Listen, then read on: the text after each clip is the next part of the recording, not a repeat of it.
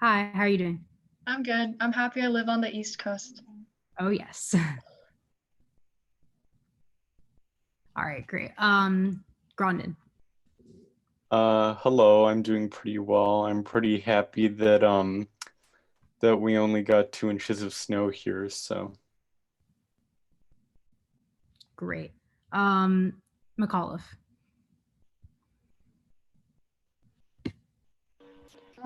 I'm Katie McAuliffe, and I'm happy that the snow melted yesterday, so that's good. Snow, what's that like? All right.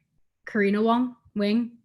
Hi everyone. Actually, I'm from Palm Beach, Florida, so haven't seen snow in a while.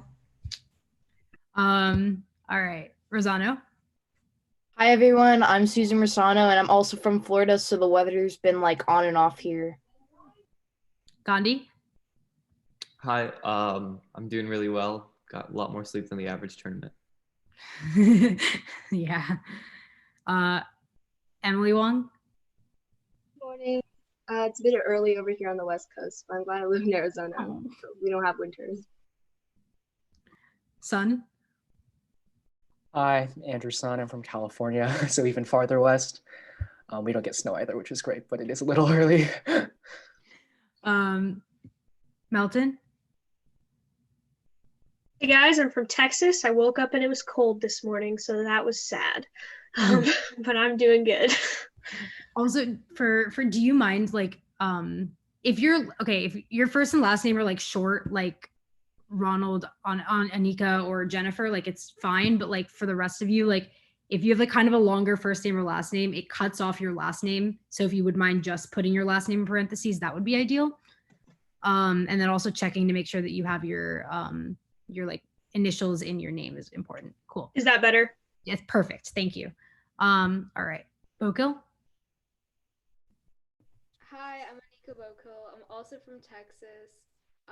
Overall in like Dallas or Plano, it's been pretty sunny, so I'm happy about that. That's good. You're a little quiet, so if there's any way you might be able to like, I don't know what you would do. Okay, so should I speak louder? Like, is that better or is it still quiet? Hold on. You're definitely quieter than everybody else's, but you're definitely still audible if you speak at that volume. Okay, I can check my audio. Sounds good. Okay. We'll test you like later. Rawaliwer. Hi, this is Representative Rewaliwer. I'm from Minnesota, and I'm very sad to say that I can still see snow outside my window. All right. Graham.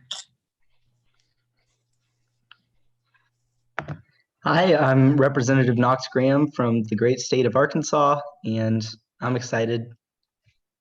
Awesome. Okay. 2, 3, 4, 5, 6, 7, 8, 9, 10, 11, 12. So there are 12 of you. One sec.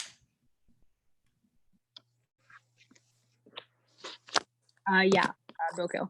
Okay, I have two microphones, so can I speak through both and can you tell me which one sounds Yeah, better? for sure. Okay, so this is the first one. It's Okay. the system microphone, and then this one is a built-in microphone. So does it sound the same? It sounds, hold on, do them both again. So this is a built-in microphone, and then this is a system microphone. They're pretty much the same, but you sound, I think 2 is a little better. Okay.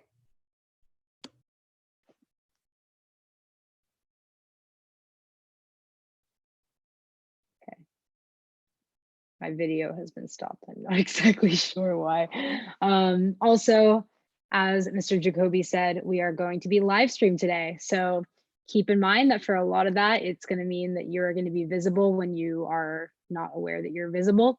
So please act and view yourselves accordingly. That would probably be ideal. I'm going to start my video, and if they need me my video off for some reason, then they can turn it off, I guess. Oh, they officially, like, I really can't change my video. That's great. Okay. And for the judges, I just want to make sure that y'all are audible. So y'all want to say something really quick, that'd be great.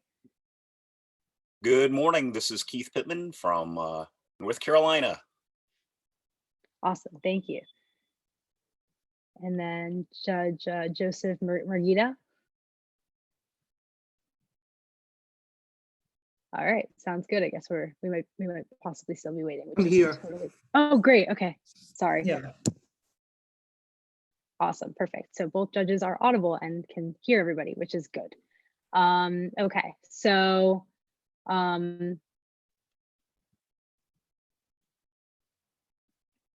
I realized we had an issue, which was entirely my fault with setting the entirety of the agenda earlier yesterday. So we're just going to finish that up today.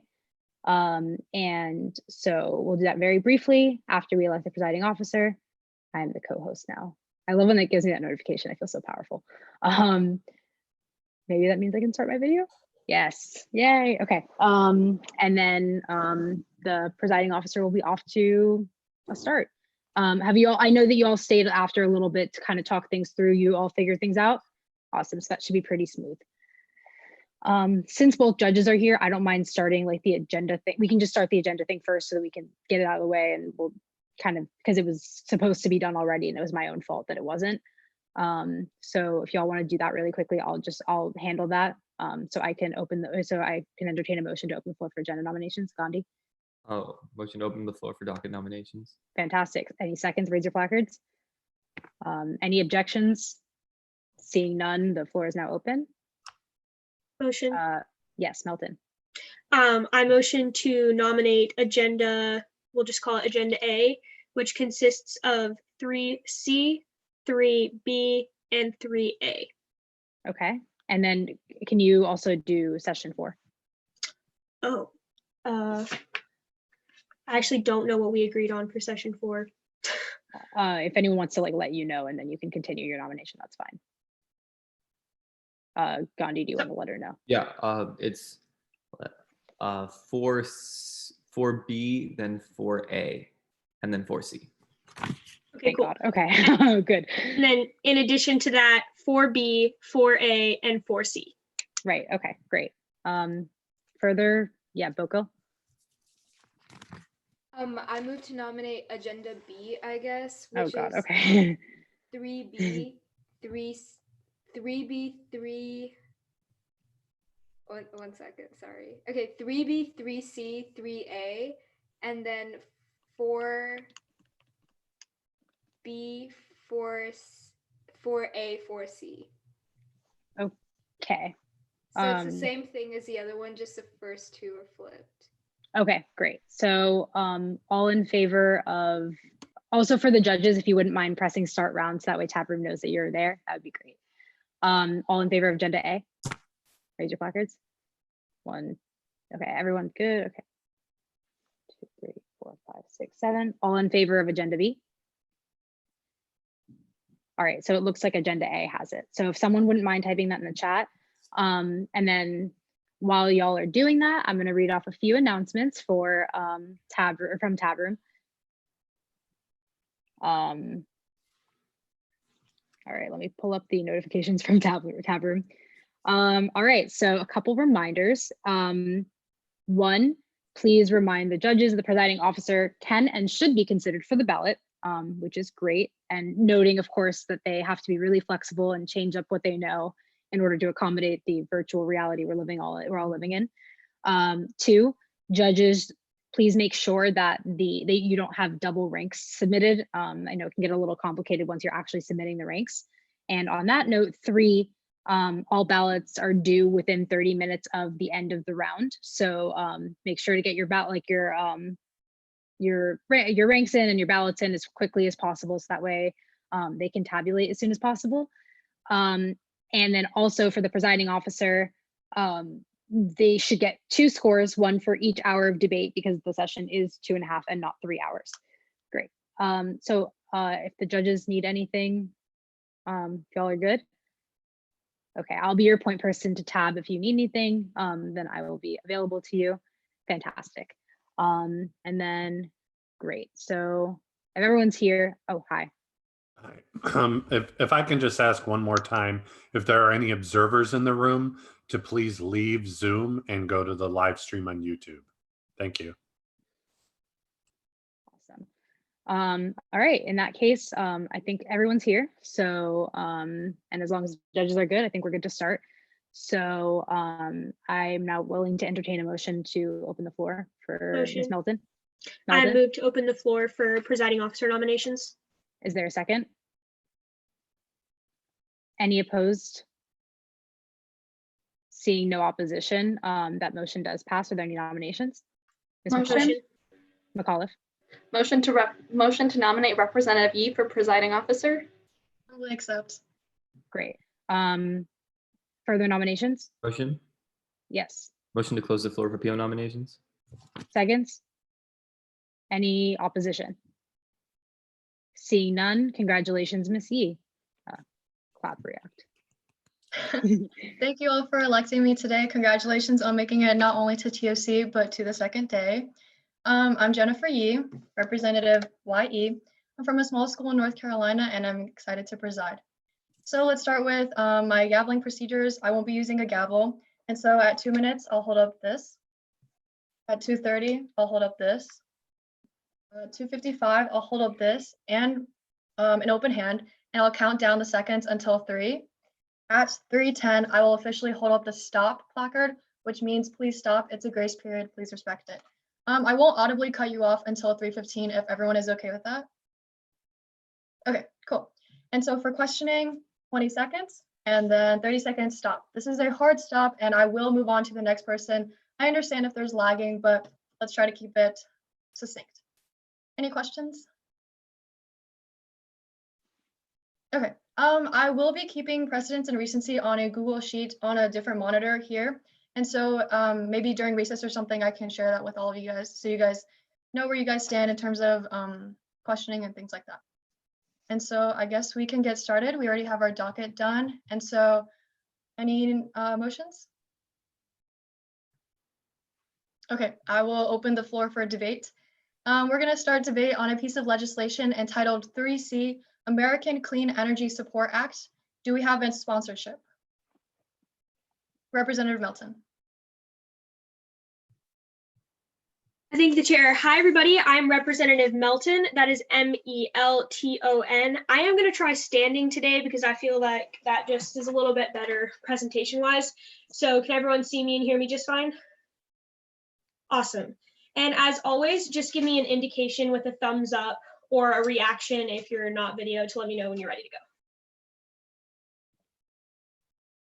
And let me pin the PO. Okay. And for all the competitors, I'll just assume that I'm ready. All right, cool. Go ahead and get started. If there's one good thing that the coronavirus pandemic has done for us, is it's helped our environment significantly. Dolphins are back in the Venice Canal, and scientists can actually hear the sounds of the earth moving for the first time in decades.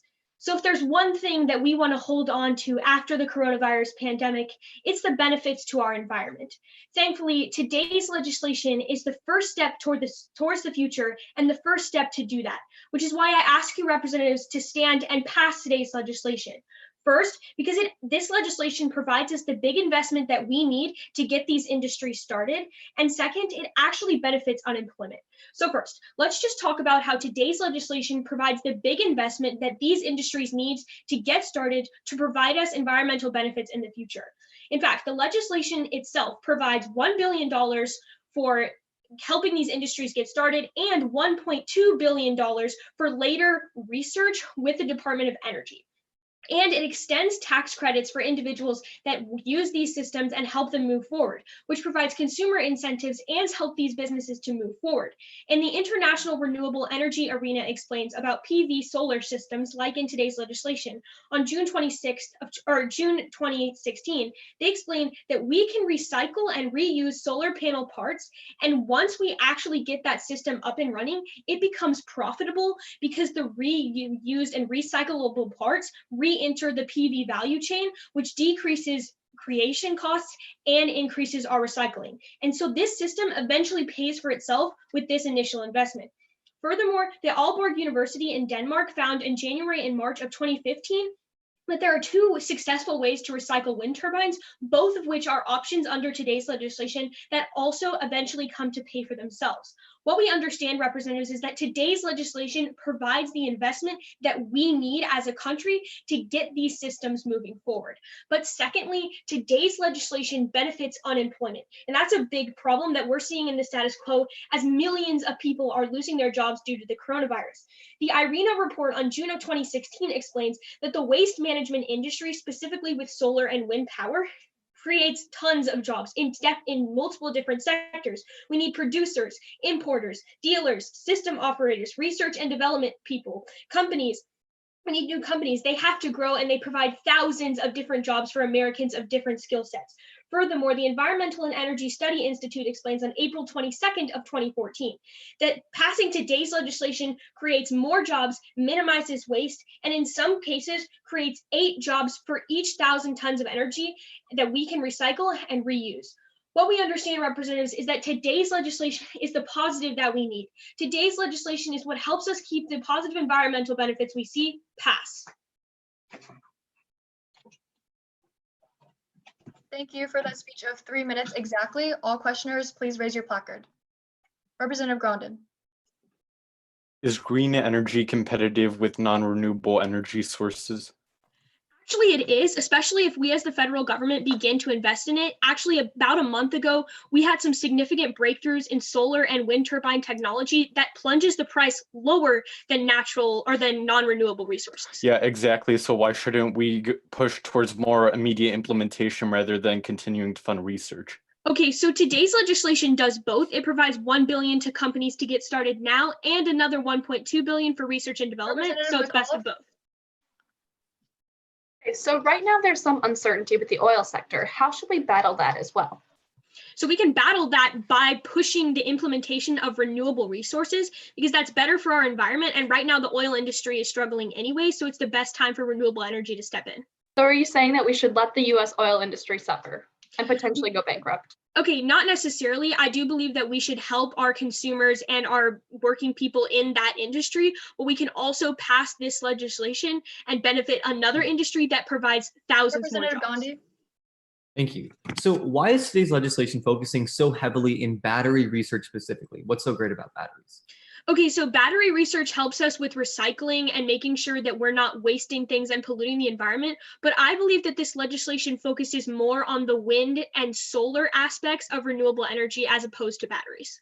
Okay, so then why are we donating $1.2 billion, half of the money allocated under this legislation, to battery usage? Okay, so we're promoting it for research and development for battery storage, which actually helps increase recycling. Hello, Representative. Thank you for your speech. So I know you're from the state of Texas. So do you know how much it costs for battery programs in Texas itself? So I don't have those numbers right now, but what I can tell you is that when we pass today's legislation, those costs become significantly lower, and that's better for my state and for everyone else. So it costs about $5 billion for 5 years. So let's talk about the fact that it's about research and development. How much research can we do to lower that cost down with only $1 billion?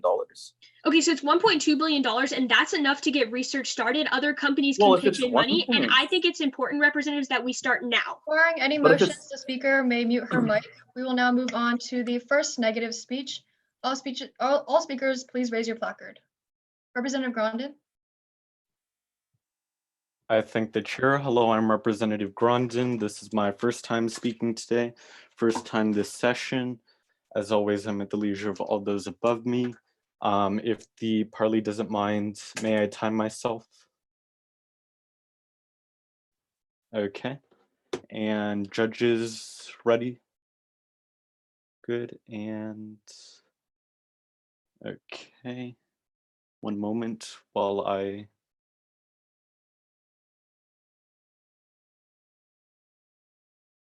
Okay, and I will begin. This bill, along with representatives on the affirmation, such as Representative Melton, I have no doubt that they have the best intentions in mind. However, I also have no doubt that today's legislation is unnecessary and that it would shift the focus away from immediate implementation, and it would ultimately waste valuable funds on items that are already being funded. And it's why I stand firmly on the side of the negation.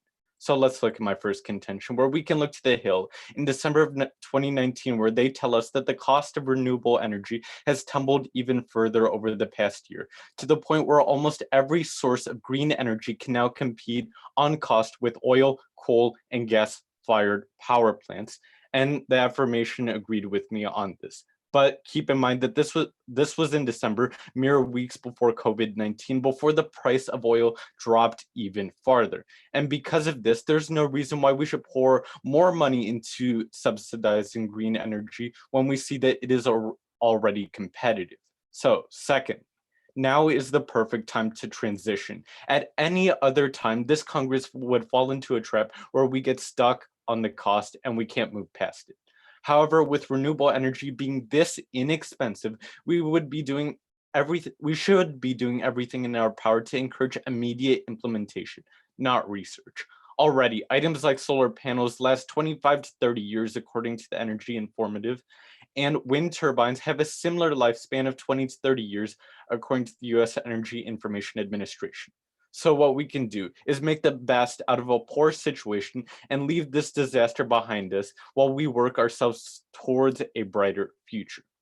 And my third contention, that going further, this legislation mainly focuses on investing in end-of-life cycle technologies and battery life, and not actual implementation. And not to mention, looking on Section 1 and Section 1 Part C of this legislation, we are already proposing to spend over $2 billion between research and tax credits, both of which we are already funding in the status quo, and we will continue to do.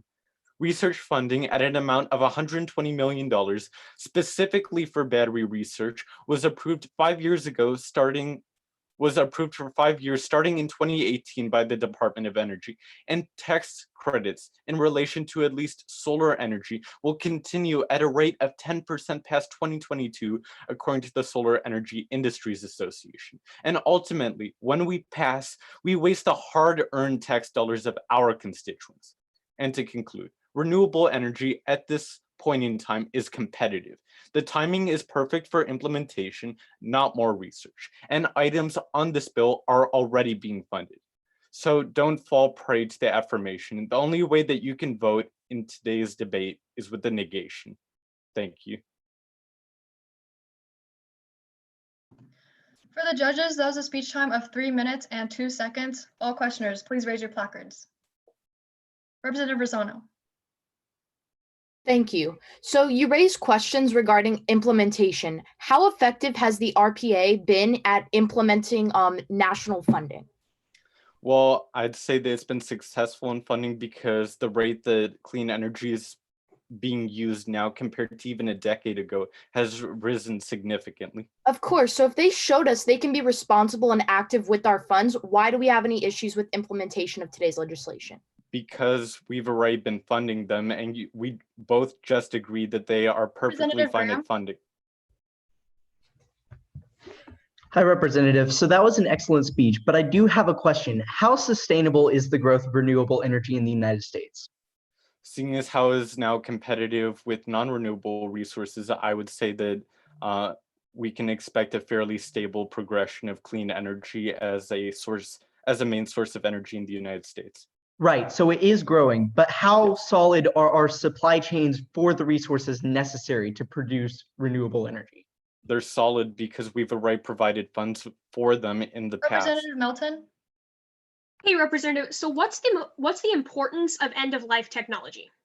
The importance of end-of-life technology is to ensure that the parts from these renewable energy sources don't get thrown away or they don't harm the environment.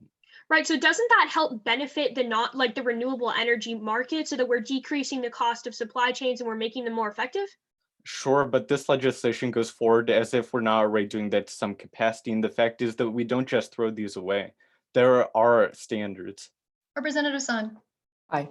So bouncing off that previous question, I know you mentioned that right now renewable energy is already competitive, but in what world is investment in renewable energy a bad investment?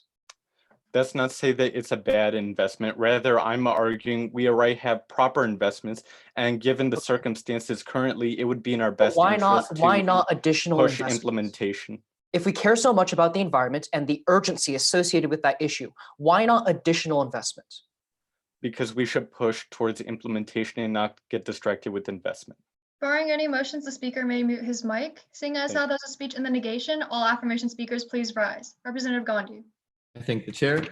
This is Senator Gandhi, spelled Gandhi. As always, at the leisure of my PO, judges, Farley, any indication when you're ready, and I'll get started. All right, let me just pin the PO to my screen. All right.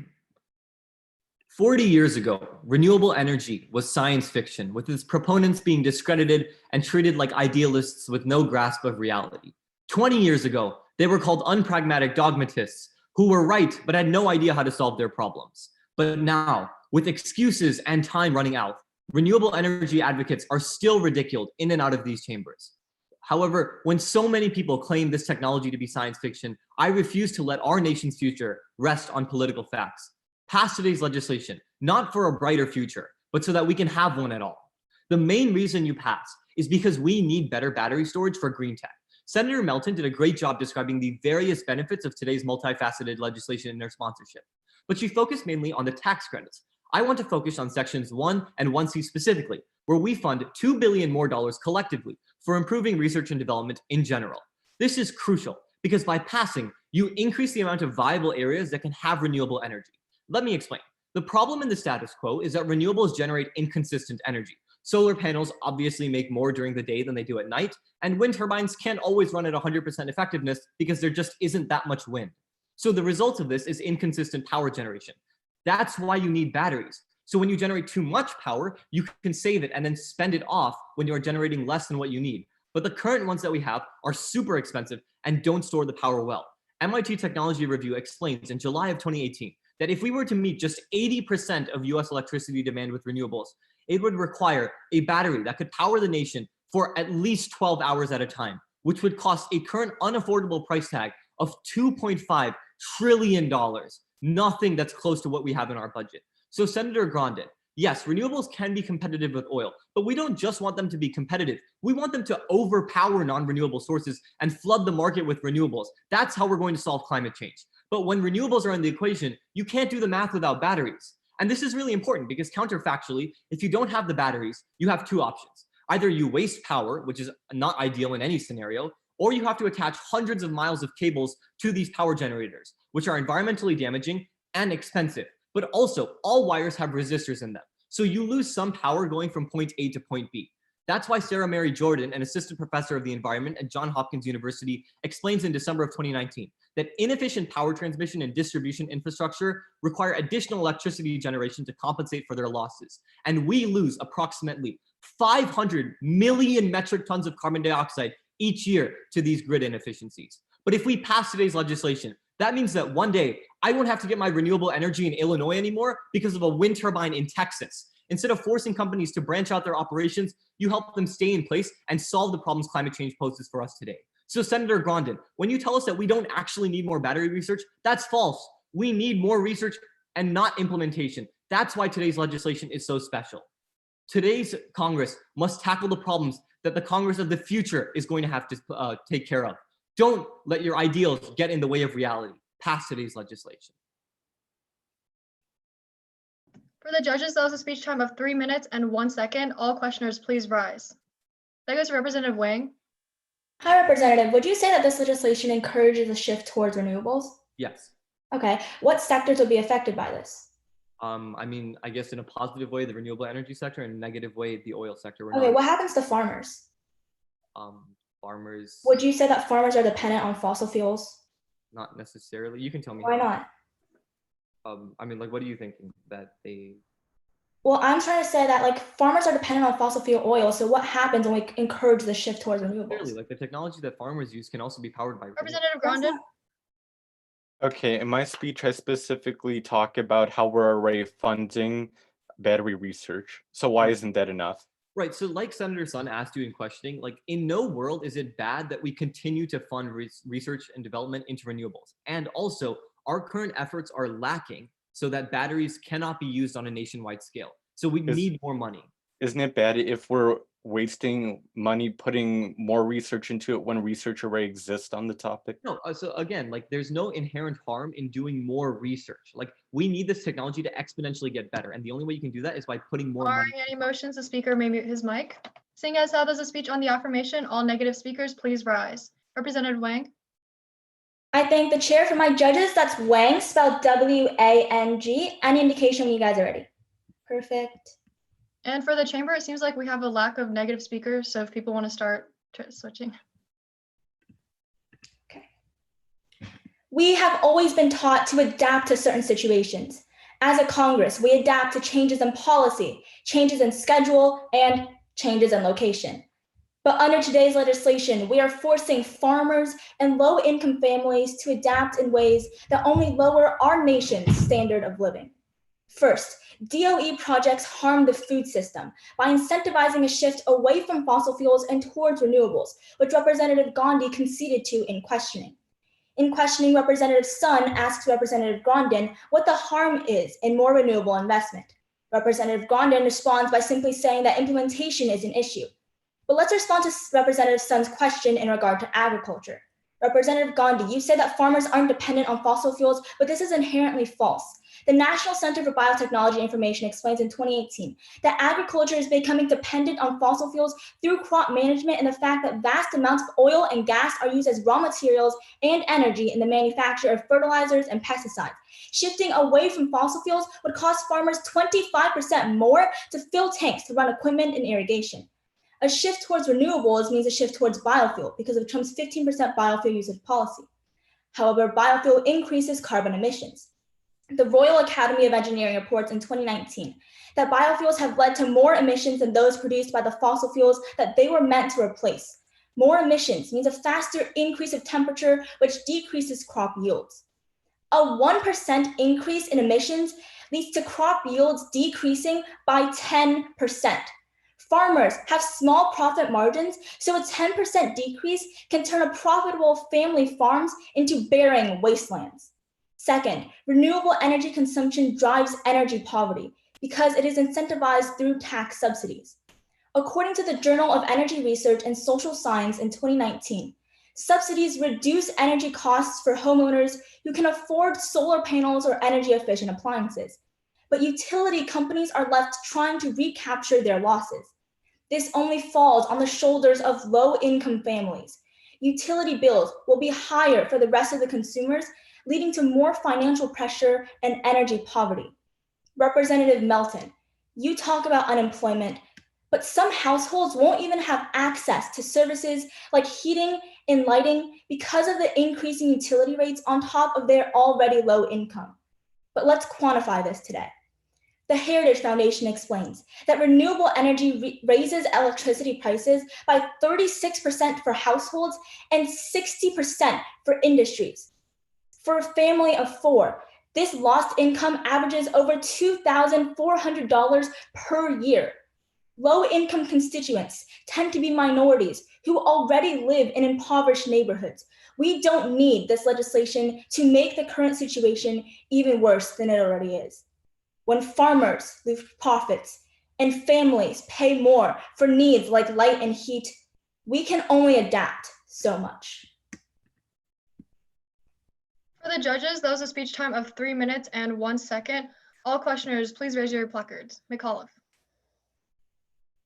Let's focus on your argument in biofuels. Are you 100% sure that they do not burn cleaner than regular fuels? Yes, as I said, in terms of agriculture, the fossil fuels they're meant to replace are actually increasing emissions more, and that leads to a decrease in crop yields. They're increasing just like if you look at comparative statistics, you can see that they're increasing emissions more. Yeah, I understand your logic, but why are they doing that? What is inherently harmful with biofuels? Because of Trump's 15% biofuel usage policy, that's actually a good point that you bring up. Because of this biofuel usage policy, Representative Buckle, status quo is shifting. Okay, so would you agree that we inevitably have to switch towards renewable energy in the future? Yes, but we don't have to go towards 100% Okay, renewables. We don't have to why go can't we like subsidize farmers or provide some type of funding mechanism to make sure that they're able to create this switch? Okay, so right now, under today's legislation, basically, if we're going towards the goals and priorities of the DOE, that essentially means that we're going to shift towards renewables, almost 100% renewables. And today's legislation doesn't provide us subsidies for farmers.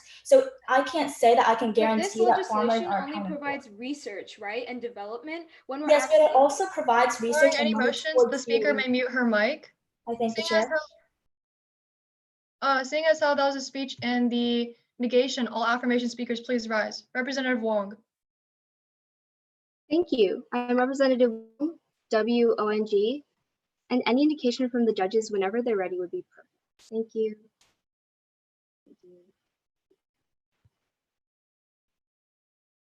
In a standard deck of cards, the ace is the only card that can be used in two unique ways. It can be used as the lowest value card, indicating that there's still more needed to be done, or it can be used as the highest value card, indicating that there is no greater option left in the deck. Because today's bill, ace is the latter, you affirm. So first, I'd like to focus specifically on the production and investment tax credits outlined in section 1A and B, something Representative Melton touched on, but didn't fully explain the significance of. So the first reason you affirm is because those tax credits are necessary for the sustainability and implementation of renewables. And that's true because it incentivizes companies to produce renewable energy in order to actually claim the best benefits. Here's how it works. The U.S. Energy Information Administration tells us in May of 2019 that the PTC provides 1 to 2 cents per kilowatt hour for the first 10 years of electricity generation.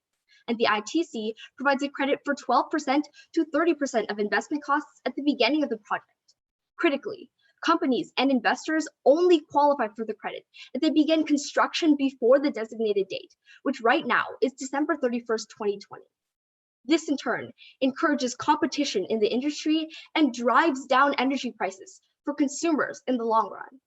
Under the Trump administration, only wind production companies were able to receive those tax credits, but today's legislation broadens the scope to also include solar energy. And the largest impact that the affirmation is going to champion is reducing carbon emissions. Emma Merchant of Green Tech Media reports in December of 2019 that an investment tax credit extension through 2030 would add 82 gigawatts of solar on top of baseline forecasts, offsetting 363 million metric tons of carbon dioxide over the decade, an amount equal to 1/5 of all US electricity emissions in 2018. But now, let's address some negation arguments. Representative Wang told you about energy poverty, but here's why you turn her argument to the affirmation, because the solar installation tax credit is actually necessary to decrease energy poverty. Many of us are forgetting that the ITC wasn't made just to incentivize investing in renewables, but also to help people get affordable energy. Megan Mahajan of Forbes explains in 2019 that in the case of solar power, the ITC currently covers 26% of any US solar installation and will do so until 2021, at which point the credit steps down to 22% for a year before phasing out completely. But what does this mean? Why is this so important? It's because this subsidy was the only entity keeping solar prices affordable, lower than fossil fuels, allowing solar energy not just to be accessible, but also a suitable option in the long term for the low-income community who can't afford energy at all. And once the subsidy is removed, low-income citizens who have already installed a cheap solar-based energy infrastructure in their home have to suffer a sharp increase on their monthly energy bill. You passed this bill to secure the ITC continues at the current rate instead of being phased out to protect low-income citizens who pay over 5% of their paycheck on energy. The affirmation is the only side that solves for the long term. For the judges, that was a speech time of 3 minutes and 12 seconds. All questioners, please rise. Representative Grandin. In my speech, I talk about how we'll continue tax credits even if this legislation doesn't pass. Well, that's actually not true. President Trump recently removed those tax credits and only made them available for wind production, which is extremely limited. Yes, but in my speech, I talked about tax credits for solar energy and how those would continue past So those are 2022. actually in the process of being phased out within the next 5 years. That's not good for low-income constituents, and that's not good for the energy industry in the long term. Yes, but I talked about how it would continue past 2022 at a standard rate. Representative McAuliffe. Okay, so how efficient are these batteries when we compare them to what we already have? So the reason, like right now, they're not completely efficient, and that's exactly why we have to start investing now so we can increase the efficiency of them and make them actually available to implement in the future across a large scale.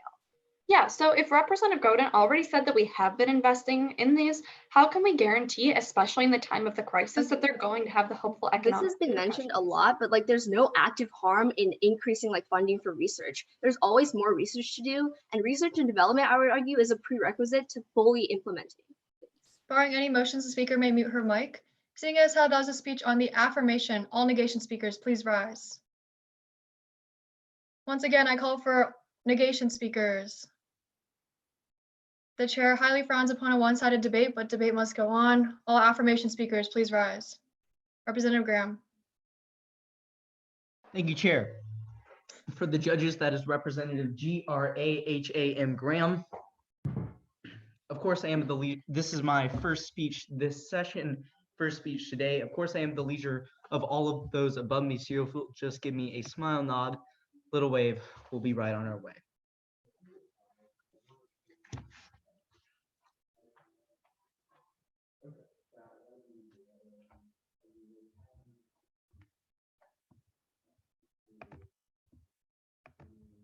Hold on one sec. Judge Murgida, is that a nod? Okay.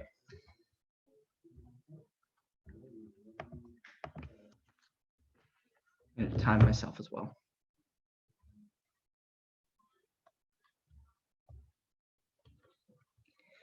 I will begin on my first word.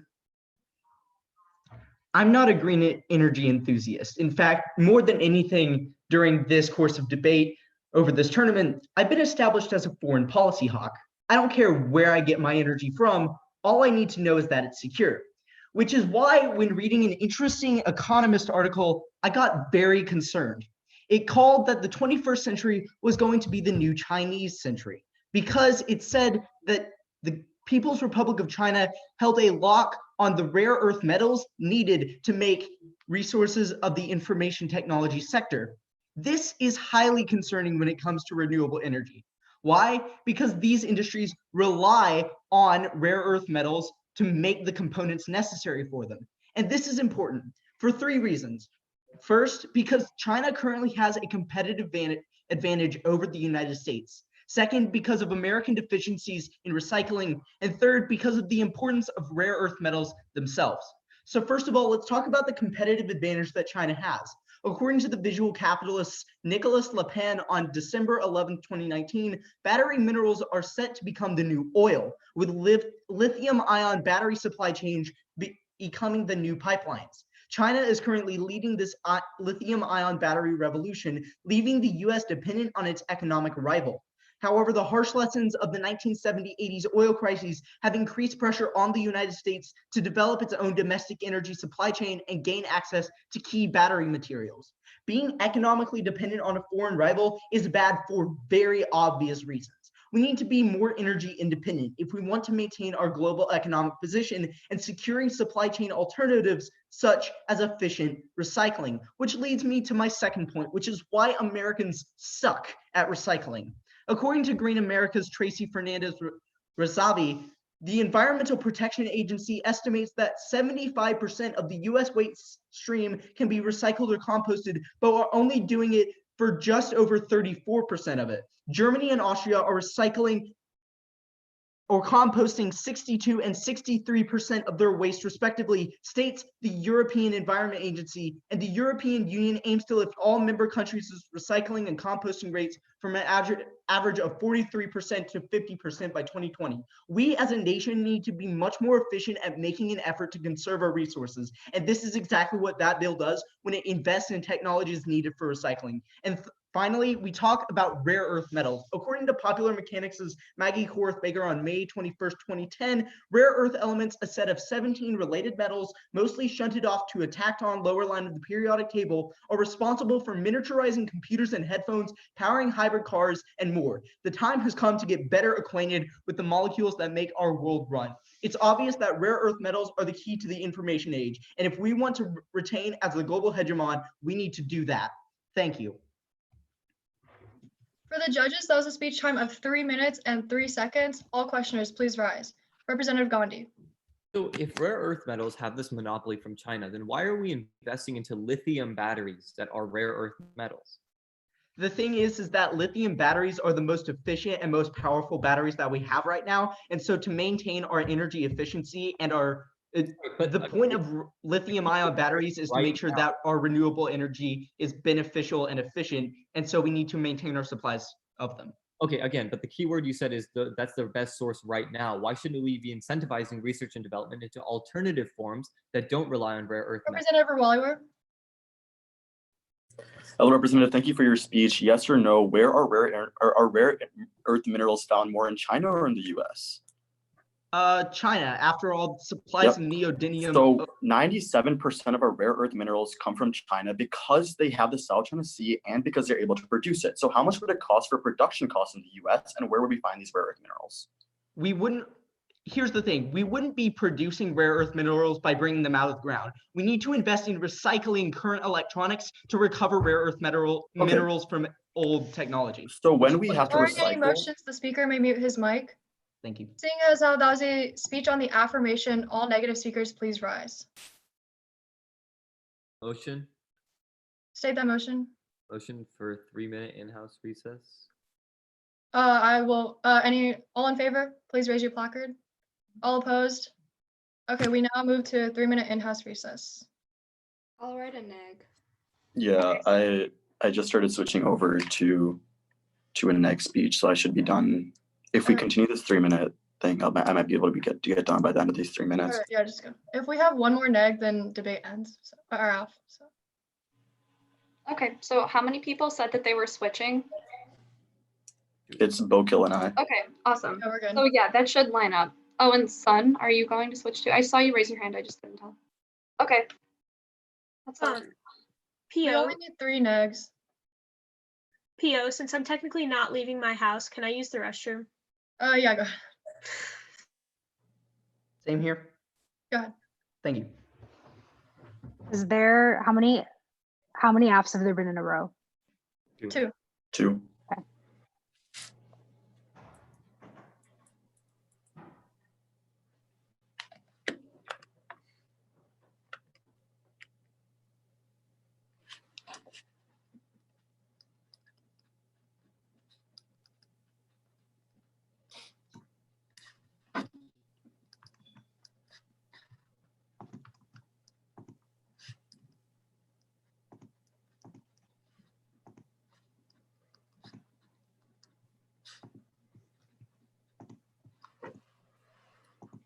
And there's 4 or 5 left to speak.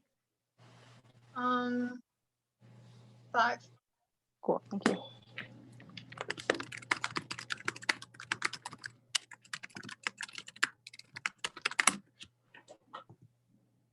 Oh, Parley, I didn't realize I sent that message to just you.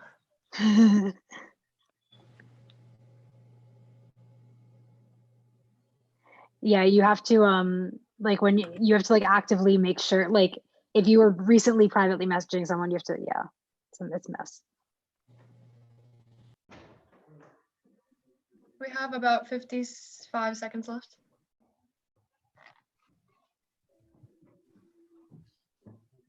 I'm also gonna plug in my computer if you don't mind. Good. Also, Parley, just a quick inquiry before we get like started again. Are we gonna go off like the time we started, because we started a little early, right? Or are we still gonna just end at 12:30? We're gonna go off the time we started, but like if someone is speaking past, like Like if we're supposed to end at like 12:20, 12:26, but if someone is like, you know, speaking until 12:28, I'm not gonna be crazy about that. Okay, got you. Thank you.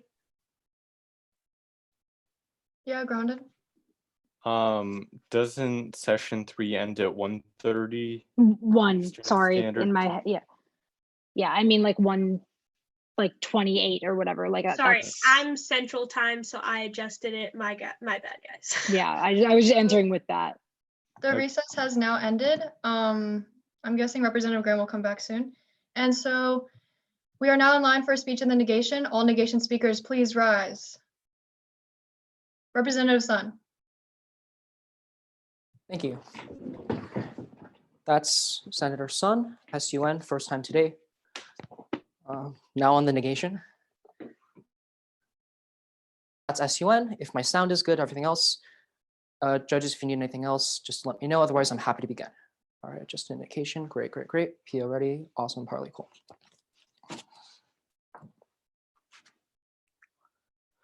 Just from today's debate, I can tell that the affirmative hasn't shuffled their cards nor looked at their hands before playing today's card game out, because they failed to realize that only the negative has the ace in the game. And that's our understanding that today's legislation hurts the environment instead of helping it. To that extent, you must join me, fail today's legislation, end this card game once and for all. Let's ask ourselves two questions when we evaluate today's debate. First, under 1A of today's bill, does reauthorizing PTCs and ITCs for renewable energy seem like a good idea? The answer is yes, and this argument's championed by Senator Wong, who tells you that today's legislation helps solar and wind, but it's a little more complicated than that. Green Tech Media explains last December that we just passed a legislation that continued wind PTCs, but decreased solar PTCs. She's under the illusion that today's legislation maintains them at the same level, when in fact, previous legislation dictates that when we pass today's legislation under 1A and reauthorize current PTCs for both solar and wind, you are legitimizing a decrease of wind PTCs, favoring wind PTCs instead. And I'd argue that solar is just as important as wind when it comes to the fight against climate change. But furthermore, she tells you that today's legislation with these PTCs will decrease costs for consumers. That's not exactly true either, because in the short term, when the government has to deal with tax credits, that money comes directly from taxpayers. And that's an immediate cost that they cannot bear in the status quo. The Institute for Energy Research cites a US Treasury report that states that PTCs in the status quo would cost taxpayers $40 billion in the next few years. This means when you pass today's legislation, there is an immediate additional burden on our taxpayers. Yes, Senator Wong, I understand in the long term, when the demand for these goes up, then these consumers will deal with decreased costs. But in the short term, they will have to deal with the fact that in order to give tax credits to in order to pay tax credits to the government, they have to take money out of their own wallets. But now that we've dealt with that, let's ask ourselves, how does today's bill affect the environment? I want to focus on the rare earths mineral debate that Senator Graham started in the last speech. Vice explains in December of 2018 that global production of rare earth minerals has to increase 12-fold to meet rising demand for renewable energy. Here's the issue. 1A increases investment in wind and solar, which increases mining for rare earth minerals. That's problematic because that is detrimental to the environment. Yale explains last year that China's rare earth industry is hard to regulate, meaning that these people who mine these rare earth minerals actively harm the environment, resulting in water and soil pollution. No one in this debate has factored into the factors of production for these renewable energy technologies in the first place. It is to that extent that today's bill is an active harm to the environment. To the affirmative, don't ignore the ace in our hand, or our world will never forgive us. For the judges, that was a speech time of 3 minutes and 10 seconds. All questioners, please rise. It goes to Representative Graham. Thank you, Chair. Hi, Representative. So, yes or no, does energy independence give us more geopolitical power? Oh, I'm totally with you on that. What I'm Right. saying is that So right now, then could we use that geopolitical power to encourage regulation? It doesn't really work like that. We can't tell China to regulate something and they'll do it. We've tried that a lot of times. It seems to not work. But here's the thing, if we're using their minerals and we don't need to buy their minerals anymore, then is that an economic incentive to get them to regulate? I'm saying immediately what happens if you pass this bill is Representative we Wong? increase production. How does processing tax credits necessitate an increase in taxes like for all of our consumers? Because in order for the government to give a tax credit to a company, That's not they need how to investment tax credits work though, right? Because for, the no, investment for tax investment credits tax specifically credits applies and for production tax credits, that money ultimately comes from the taxpayer. That's what Senator Wang was saying in her negative speech. Doesn't it come from like production from other companies like No, no, it's the government giving a discount to companies, and in order for them to give that discount, yes, but that comes from taxpayers. That is a burden that has to be met by taxpayers immediately. Barring any motions, the speaker may mute his mic. We are now in line for a speech in the affirmation. All affirmation speakers, please rise. Representative Rosano. I thank the chair. For the judges, this is Representative Rosano, Rossano. I'm at the leisure of all those above me, just any indication. Good. Peel. In the past years, I find it extremely ironic that our novels have actually reflected reality. Some of the best dystopias, Chaos Walking and Divergent, all show you societies based on environmental catastrophe. They showed us what the world has become and what it will continue to become if you continue to believe the stories of the negation. That is why I'm so proud to affirm. First, pass today's legislation, and because tax credits stimulate the economy. Section 1A and B of today's legislation reinstates tax credits, and that's extremely essential because this actually leads economic stimulation in a time where we need it so heavily. Senator Sun comes up here and tells you that tax credits shift focus, and that's a bad thing. However, I'd argue that diversifying our interest and investments isn't bad. If we shift to wind energy, which is already underfunded and not have enough attention placed to it, that only leaves positives. But he also argues that tax credits take money and hurts our consumers. And Senator Wang already explained how this might harm lower income. Let's put that to rest once and for all, because according to the Environmental Working Group on July 17th of 2019, within the past decade, the tax credit has created 114,000 jobs and generated over $143 billion in private investment and nearly $290 million in lease payments to farmers annually. So when Senator Wang comes up here and advocates for our farmers' rights and the fact that they aren't able to transition, understand how tax credits actively help them. At the end of the day, the shift to renewable energy is inevitable. Passing today's legislation helps every single American worker and company make that shift even more feasible. Understand that tax credits are important and essential. In a time where basic necessities of our citizens are depleted, their futures are decimated, and their hopes are distinguished, let's bring salvation instead of stagnation. Second, pass because the Advanced Research Projects Agency is actually successful with regulation. Senator Grogdon comes up here and explains that there's concerns about implementation. However, understand the biggest thing in today's round is that public sector funding lacks in comparison to private. If we increase that funding and lead to good implementation, we are going to make our society so much more efficient. As Smart Electric Power Alliance on August 15th of 2019 tells you that since 2013, lithium-ion battery prices have dropped by nearly 73%. And the National Research Defense Council on June 19th of 2017 tells us that as of February in 2017, the RPE has invested over $1.5 billion in projects. Over 200 of them have actively been completed. When we increase our public sector funding, it is effective. It's finally time we solidify that. Make sure our investment is for a greener future. That's the biggest aspect that the negative is missing in today's round.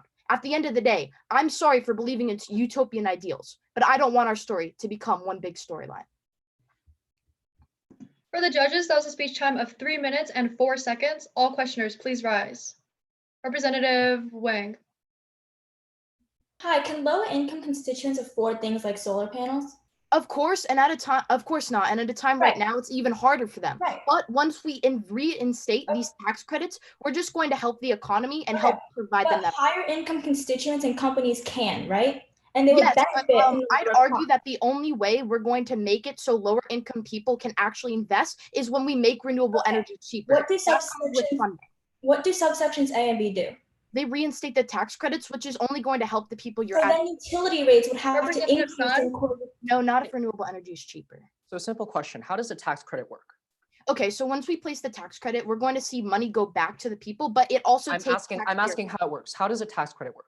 Right, so they get their fundings from taxpayer dollars, of So, course. but yeah, gonna it's a lead to them- discount to invest or produce, and that's covered by the government. Where does the government get that money?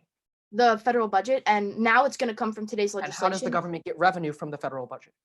Taxpayers, but at the end of the Exactly. day, when we're So what's taking the their money, immediate impact of today's legislation? it's going to help these people because it's spurring new So jobs. are you just saying that all poor people are just going to get a job in the solar industry if you pass No, but today? in the long term, we're why going to it's fine? see people be able to afford renewable energy. We're But in going the to- short term, what's the impact? Barring any motions, the speaker may mute their mic. I think We are now in line for a speech in the negation. All negation speakers, please rise. Representative Boko.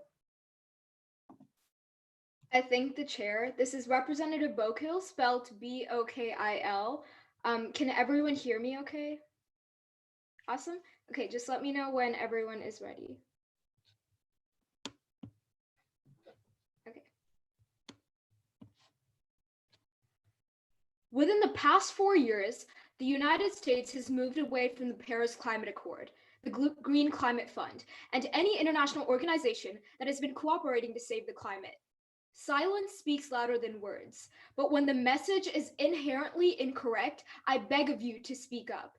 It's time to change the narrative, but legislation like this one only worsens it.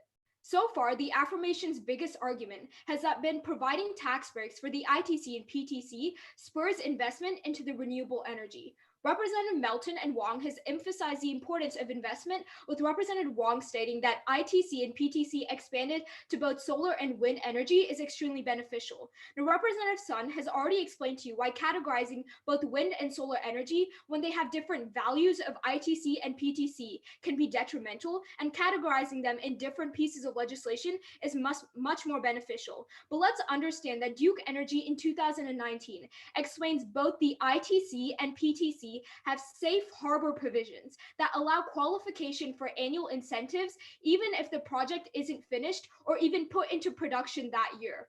Why is this problematic? The article explains that this means any type of investor who's going to invest in renewable energy under ITC and PTC, because of the safe harbor investment provisions, they aren't going to get that return immediately. Why is that problematic? It's because they're going to get that immediate return within the coal and gas industry. Now, this entire chamber has assumed that if we pass today's piece of legislation, everyone is going to move towards renewable energy because it's some type of investment or incentive to invest, but they're forgetting that that incentive still lies within the coal and gas industry. And until we take off that investment within the coal and gas industry, there's going to be no shift. Providing $1 billion to solar energy, but then providing $1 trillion to coal and gas companies doesn't spur any actual investment. The Washington Post explains in March of 2020 that the Trump administration is already providing extreme tax breaks to shale companies that were hit by the oil crisis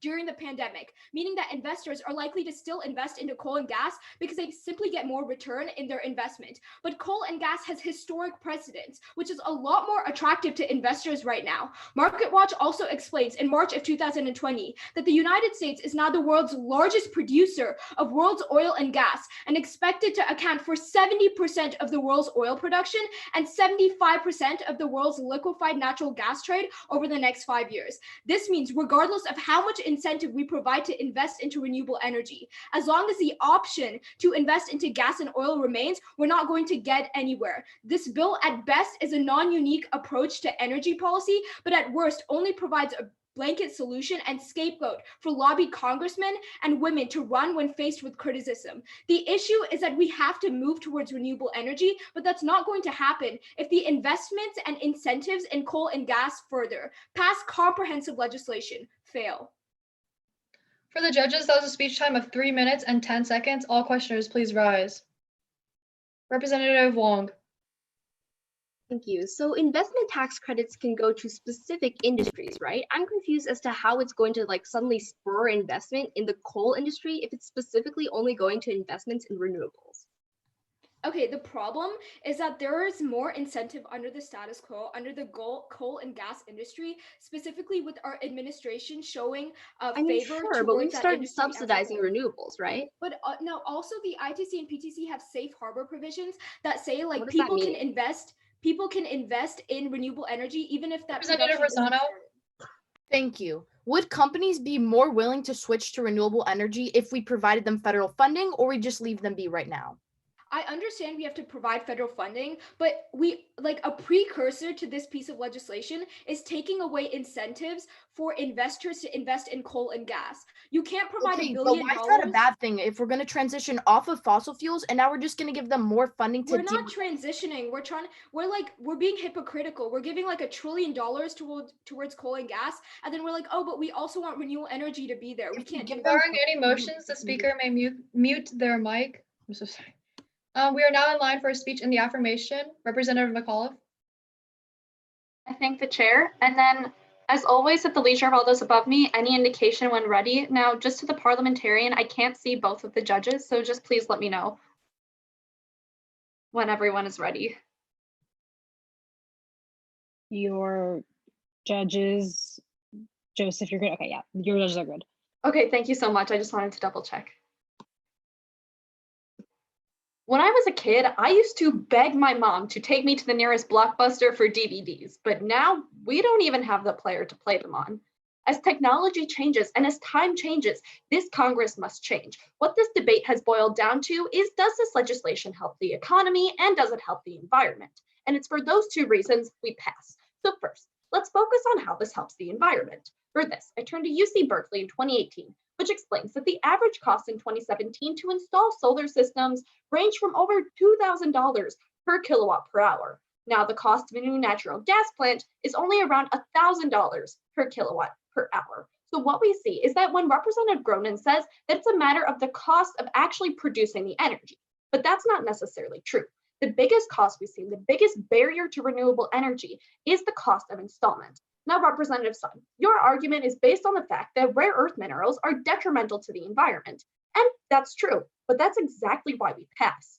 Because one, this legislation is going to aim to increase the lifespan of batteries, meaning that they'll be able to use for longer, creating less environmental harm. And secondly, it increases how they can be recycled. Forbes in 2020 explains that lead acid and lead ion batteries are 99% recyclable. The reason why they're not, and the most harm it causes in destroying the batteries, is because we don't have the research to back it up. When we pass, now we do. So when Representative Gandhi asked Representative Melton, why is this legislation focusing on storage capacity? And that is exactly why. It extends the life of the batteries, it creates a cheaper cost to produce, and the installation cost per year decreases. Now, this legislation also funds installation. We can see that in line 3.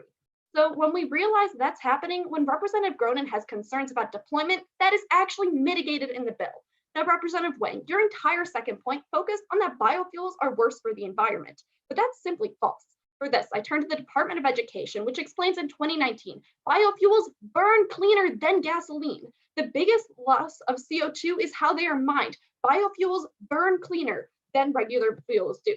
But now let's focus on the economy. Bloomberg just 8 days ago explained there's a 100% chance of a recession in the next year. But that's mitigated by line 3 of this legislation, where we have further infrastructure investment. Now, in February 2019, the Recovery Act made millions of jobs possible in 2010 alone. It lowered unemployment as much as 1.8% while raising the GDP by up to 4%. Meaning that when Representative Melton and Representative Rosano both quantify the economic impacts they will have, not only do we see more jobs in the energy sector, not only do we see the direct impact of tax credits, we see further economic solvency. So when Representative Bokiel on the negation states that we should take away all incentives for oil, that is exactly why we pass. We shouldn't be doing that. We should allow the free market to decide and give them the incentives to allow renewables to come into the natural economy. When we do this, we help the economy. Time changes, technology changes. This Congress must change too. For the judges, that was a speech time of 3 minutes and 6 seconds. All questioners, please rise. Representative Bokiel. Okay, so if the Congress passes this piece of legislation giving billions of dollars to the renewable energy, but our executive branch is literally giving trillions to coal and gas, how is that going to create any type of incentive to go towards renewable energy? All right, so on a personal level, I agree. We should not be investing as much as we do in fossil fuels, but nonetheless, it's still an integral part of our economy. You seem to be treating them as though the energy sector in general is going to be treated the exact same. But there's nothing in here that is a precursor to this legislation not to reduce incentives for coal. Representative Rawaliwar. Hello, Representative. Thank you for your speech. So let's talk about these jobs that are being created. In what industry and what level are these jobs in? Okay, so of course it's a myriad of jobs, from professional jobs to then those that are actually going Right. to So school. now, in terms of coronavirus, where are most of the jobs being lost? Blue collar, correct? Yes. Right. So then when we're talking about the tax impact, how much will they have to pay in tax more? And does that really benefit them to get this blue collar job? We're not increasing taxes. That's a misconception formulated by the negation. Okay, but if we are charging more for solar and for wind and having all this production The cost, speakers may mute their mics. We are now in line for our final speech in the negation.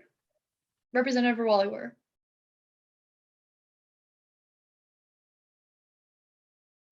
my name is Representative Rewalliwer for the judges. That is Rewalliwar. This is my first time speaking in today's legislative session. And as always, I'll begin with a smile, nod, or any sign of life from my judges. 1, 2. Sorry, I'm on my phone, so I'm just swiping through. Okay, cool. When my parents came to the United States, they wanted me to become one of two things, a doctor or a lawyer. And I think it's safe to say that I've disappointed them because here I am, a congressman. But let's do them some justice by looking at this bill in two lenses. First, as a lawyer, we'll take a look at the implementation and the cost of this legislation. For a second, as an engineer, we'll engineer a better solution. And as a doctor, we'll take a look at which side actually improves life quality. So let's start at the very beginning of this debate when Melton says first that big investment will ultimately pay for itself. That's unfortunately not true because Forbes writes in 2019 that it costs $4.5 trillion just to cover 3/4 of the US energy production by wind and solar. The problem is that Forbes concludes that it would take 100 years to simply make up that cost. But the second problem is to power 3/4 of the US with wind and solar farms, we would have to cover 1/3 of the continental United States, which Representative Gandhi already explains that we would have to specifically use locations that are wind efficient. Now, here's the problem. Gandhi says that he has a solution. He says that we're going to switch into batteries, but there's two problems with that. The first one is that these batteries and wind and solar farms actually harm the environment more because Keith and Miller, writing for Harvard, explained that the warming effect from having so many solar and wind farms across 1/3 of the United States actually has more harm to the environment than the emissions that we reduce, which the UN explains in 2012 that any marginal increase in the warming of the globe is what's leading to 125,000 lives being lost annually and costing $2 trillion. But the second problem with batteries and wind turbines is that they expire within 20 to 30 years. Now, here's the problem, is because right now we are approaching the age in which all of these wind turbines have to be taken down, which Energy Central writes in Texas alone, it costs $200,000 to take one turbine down, costing $2.3 billion for the state alone. But even if you believe McAuliffe and say that, that these batteries are going to have a longer life, the problem is that we still have to take those down. And that's what's costing so much. But even worse is that the cost is ultimately going to be burdened onto taxpayers. So let's look at second as a doctor and see which side has better life quality. Now, Representative Graham and Wong talk about these low-income communities. The problem is that the Energy Policy Institute explains that marginal increases in taxes significantly widens the wage gap and furthers income inequality, which perpetually and turns Representative Melton's unemployment argument. But even if you believe Representative McAuliffe, who says that the jobs in the industries are going to be increased, that doesn't matter because the taxes are so high that it's never going to be benefiting the consumer in the end, because now they have to pay these insanely high taxes and they have to take down their solar farms, their batteries, etc., in 20 to 25 years. But then let's talk about engineering a better solution. Now, Representative Melton kicked off today's debate by saying that now is the perfect time to transition, but it's not the time to transition into the lesser of two evils. The actual solution is what alternative energy says, which is nuclear energy is the most cost effective and it's entirely privatized. I want to make my parents proud, and that's going to happen by negating today's legislation. For the judges, that was a speech time of 3 minutes and 6 seconds. All questioners, please rise. That goes to Representative Melton. Hey, Representative, so let's talk about that Forbes article. Was that written before or after we had all of the new technological advances that made wind and solar power cheaper than non-renewable energy? It was written at the end of 2019. Okay, so it was definitely written before that because right now, solar and wind power is far cheaper than oil power. Okay. So why aren't we investing that to help our consumers? Because here's the thing. One, I give you an alternative solution, which is that nuclear is better. But two, because we're approaching the limit of these 20 to 25 years. Okay, it fine. still How about costs nuclear 2.3 energy? billion. The Representative danger of Docket? nuclear energy? So what's the inherent harm in investing into research and development? Because this bill isn't actually deploying anything. Right. The inherent harm is that these funds would much be better used in another sector because it costs simply $2.3 billion in Texas alone to take them down. About was like nuclear energy, right? We tried nuclear energy for like 3 decades, but we've seen that it's declined because it. Yeah, the reason is because legislators like us were thinking, oh, solar and wind is going to be so much better, and so we put all of our money into the wind and solar sector. That's why nuclear never got developed. We had Barring any motions, the speaker may mute their mic. We will now move to previous questions, seeing as how all speakers have spoken. If you would like to vote in the affirmation, please raise your placard and keep it there. All those against? Any abstentions?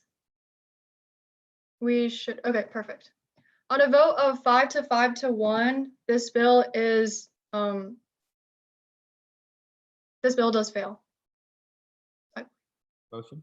State that motion. Motion for a 5-minute recess. All in favor? All opposed? Assuming unanimous consent, we will now move to a 5-minute recess. So can we get the AFNEG? I'm guessing we're all just going to agree to only give 2 speeches, given that's all we really had time for. Can we get the AFNEG split on the leasing? Just maybe in the chat box, in the participant section. Also for our 2 observers, if you guys could go to the YouTube live, just so we have extra bandwidth for competitors. I'm hoping they hear that. Okay. If you have an F on the next bill, please raise your placard.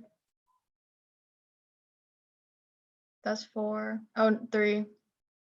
So I'm guessing we're neg heavy.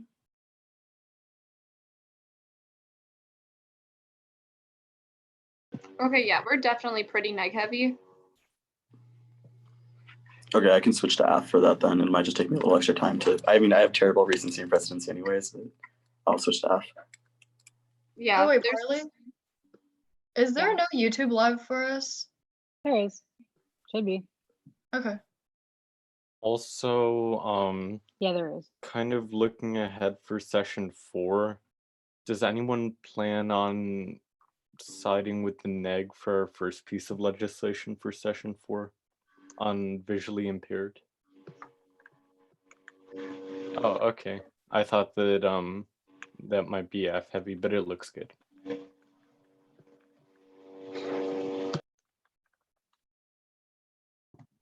Okay, yeah, we definitely need Fs because there's only 2 people that said they're giving an F right now out of like the 6 responses. So just a note.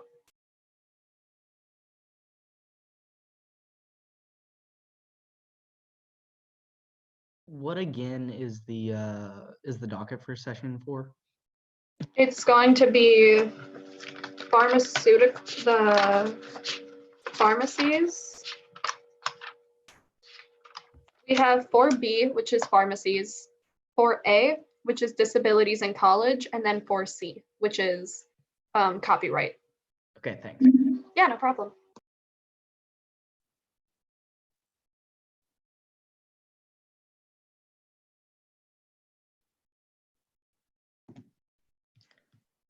Okay, I'm gonna try to share a link, but I don't know if it'll work. It should give you guys access to a spreadsheet where I have your precedents and recency for questioning and speeches. They're on 2 separate sheets.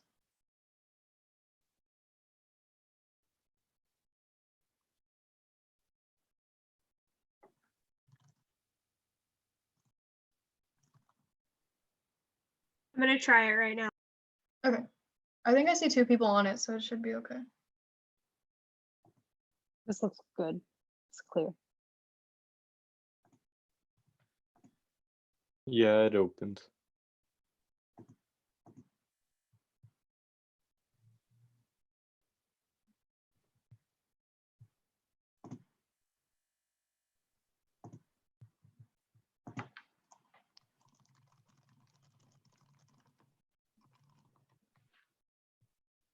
My computer won't let me copy the link, but that's okay. I'm keeping my own precedence. And And we have about 1:30 left on the clock.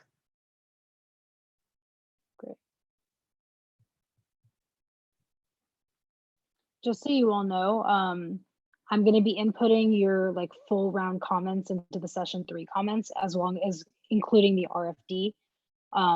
So like, because I told you like all at the beginning that I'll be doing it that way. Wait, do you mean session 4? No, I mean like this session's comments, because the session 4 comments are where I submit my ballot. So it makes it really difficult to input all of those comments. So every other, what? Are you gonna like private message us? No, so like if you all participated in a tournament, that I would imagine if you're here, you would have participated in a tournament that had like tap room ballots before. The way that it works is like you're gonna get like all of your comments like sent to you or your coach, or however you access them. And then so it'll say for pretty much every session other than the morning hour, like see comments in like full round comments in session 4, and then you'll get like that block of text that I promised you. If that makes sense. But yeah. Okay, Yeah, we have that makes about sense. 10 seconds left. I think we're missing McAuliffe. Oh, perfect. I know, I got back as soon as you said my name. Perfect. Good timing. We will now start debate on a piece of legislation entitled A Bill to Revise the Mineral Leasing Act of 1920 to Protect America's Natural Landscape. Do we have a sponsorship? Representative Graham, unopposed. Thank you, Chair. That is Representative Graham, Graham, rising to give my second speech of this session's second speech of the day. Of course, I am at the leisure of all of those above me, so if you'll just give me a smile, nod, little wave, we'll be right on our way.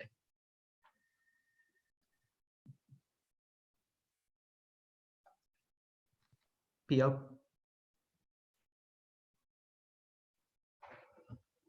Okay.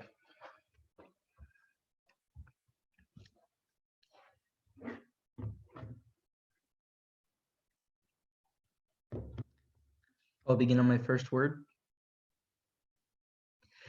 Like maybe one or two other people in this chamber, I'm a fan of the show West Wing, and in the ensuing coronavirus epidemic, I got the chance to revisit it, going back to the very first episode and starting from there. And of course, binge watching over this past week led me to a particularly relevant piece of that show, where they wanted a land use permit to mine Big Sky, Montana. Now, trust me when I say I'm not really an environmentalist, nor am I really a big fan of going to Montana. But truth be told, there's a problem that I have with forest use, using our national forests for things like mining, logging, and farming. And that is that land is incredibly hard to rehabilitate, which is why I implore you guys to vote in affirmation of this bill to ban special use authorizations by the Forest Service. First of all, we're going to talk about rehabilitation costs. According to the University of Witwatersrand's Daniel Limpet Law, that's a real name, the socioeconomic impacts of closing coal collieries are also recognized, and companies participate in local economic development initiatives and integrated planning frameworks to reduce the dependency of local communities on mines before closure. The challenges faced in closing local mines should not be underestimated. The reactive nature of coal and its associated strata and high level of surface disturbance result in potentially significant pollution problems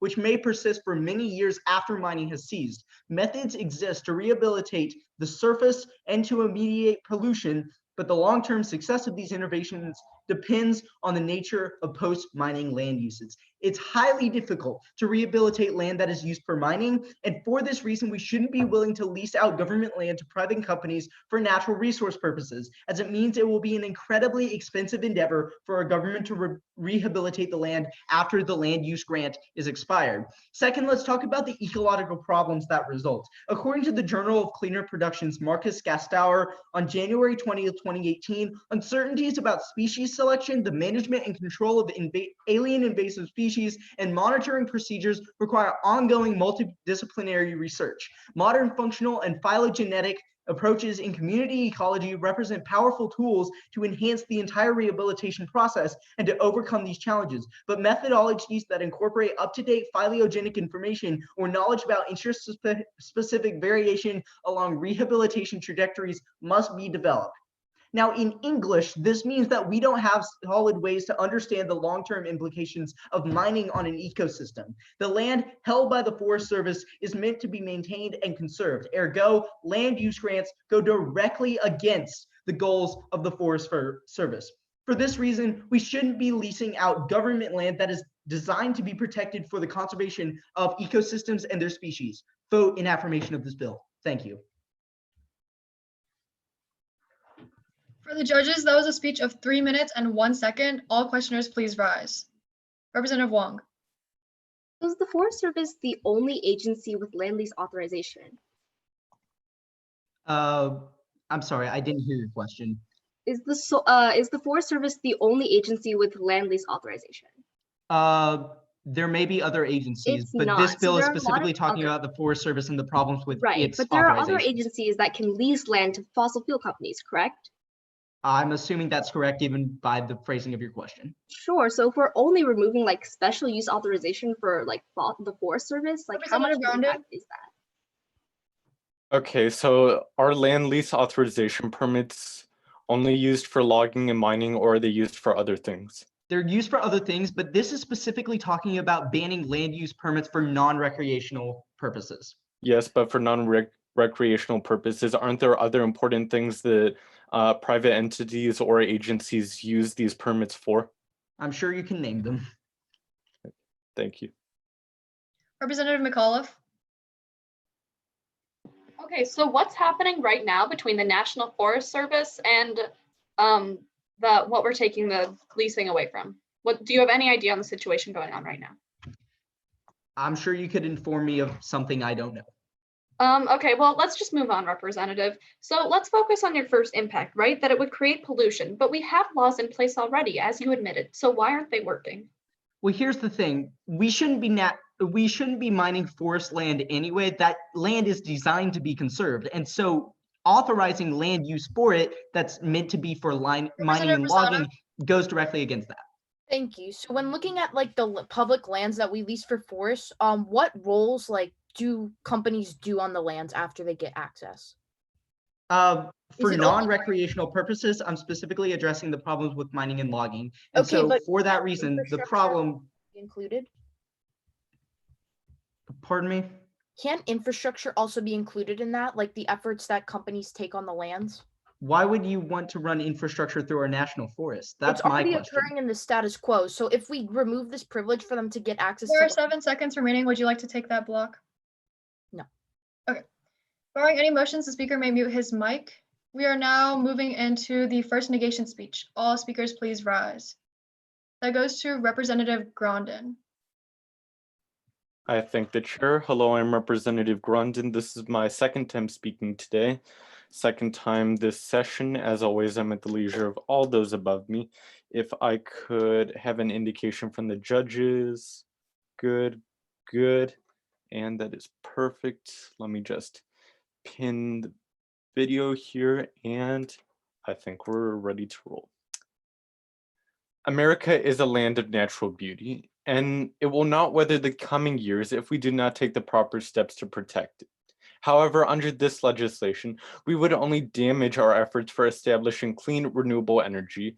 We would encourage companies to expand into poorer countries, and we would see that we would do nothing to fix problems with mining efforts in the status quo. And it's because of these reasons that I stand firmly on the side of the negation. So let's look at my first contention. And to answer Representative Graham's question in cross-text, that mining and logging isn't the only thing that special authorization permits are used for. We can look to the Department of Energy, where they say a special use authorization permit gives a company or agency the authority to use or transverse National Forest System lands for generation, transmission, and or distribution of electric energy. And specifically, one of the uses for these permits is for the construction of hydroelectric plants. And hundreds of these hydroelectric dams exist on National Forest Service owned land. So passing this legislation could halt the production of these plants and make it harder for them to be constructed in the present and the future, especially considering that in the status quo, they're the biggest producers of clean energy for the United States. So let's look at my second contention, that affirming this legislation will not stop efforts to mine minerals elsewhere.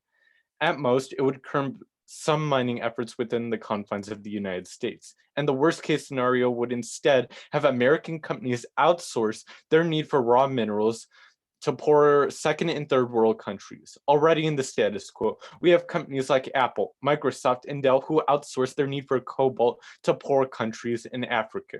And when CBS News in 2019 reports that the result of this has been the deaths of hundreds, if not thousands of children who mine these rare minerals. And we can only expect operations like these to persist in number if we affirm today's legislation. So let's finally look at my third contention and see that although mining companies do everything within their power to mitigate the negative effects of mining, there are problems that need to be distanced. The American Geoscience Institute specifies that there still exist problems as a result of mining. Problems like chemical contamination, leaks into groundwater that will eventually turn into acid rain, as well as many other problems. And we should focus our efforts on trying to further mitigate these problems. So to conclude, I agree with the affirmation that it would be a terrible thing to see our environment suffer, especially from something like industrial mining. But passing today's legislation will only conflict with important projects. It would shift mining operations to poor countries, and it would do nothing to solve the problems in the status quo. Unlike Representative Graham, I'm a staunch believer in protecting the environment, and I know that this legislation isn't the way to do it. Negate. For the judges, that was a speech time of 3 minutes and 9 seconds. All questioners, please rise. Representative Graham.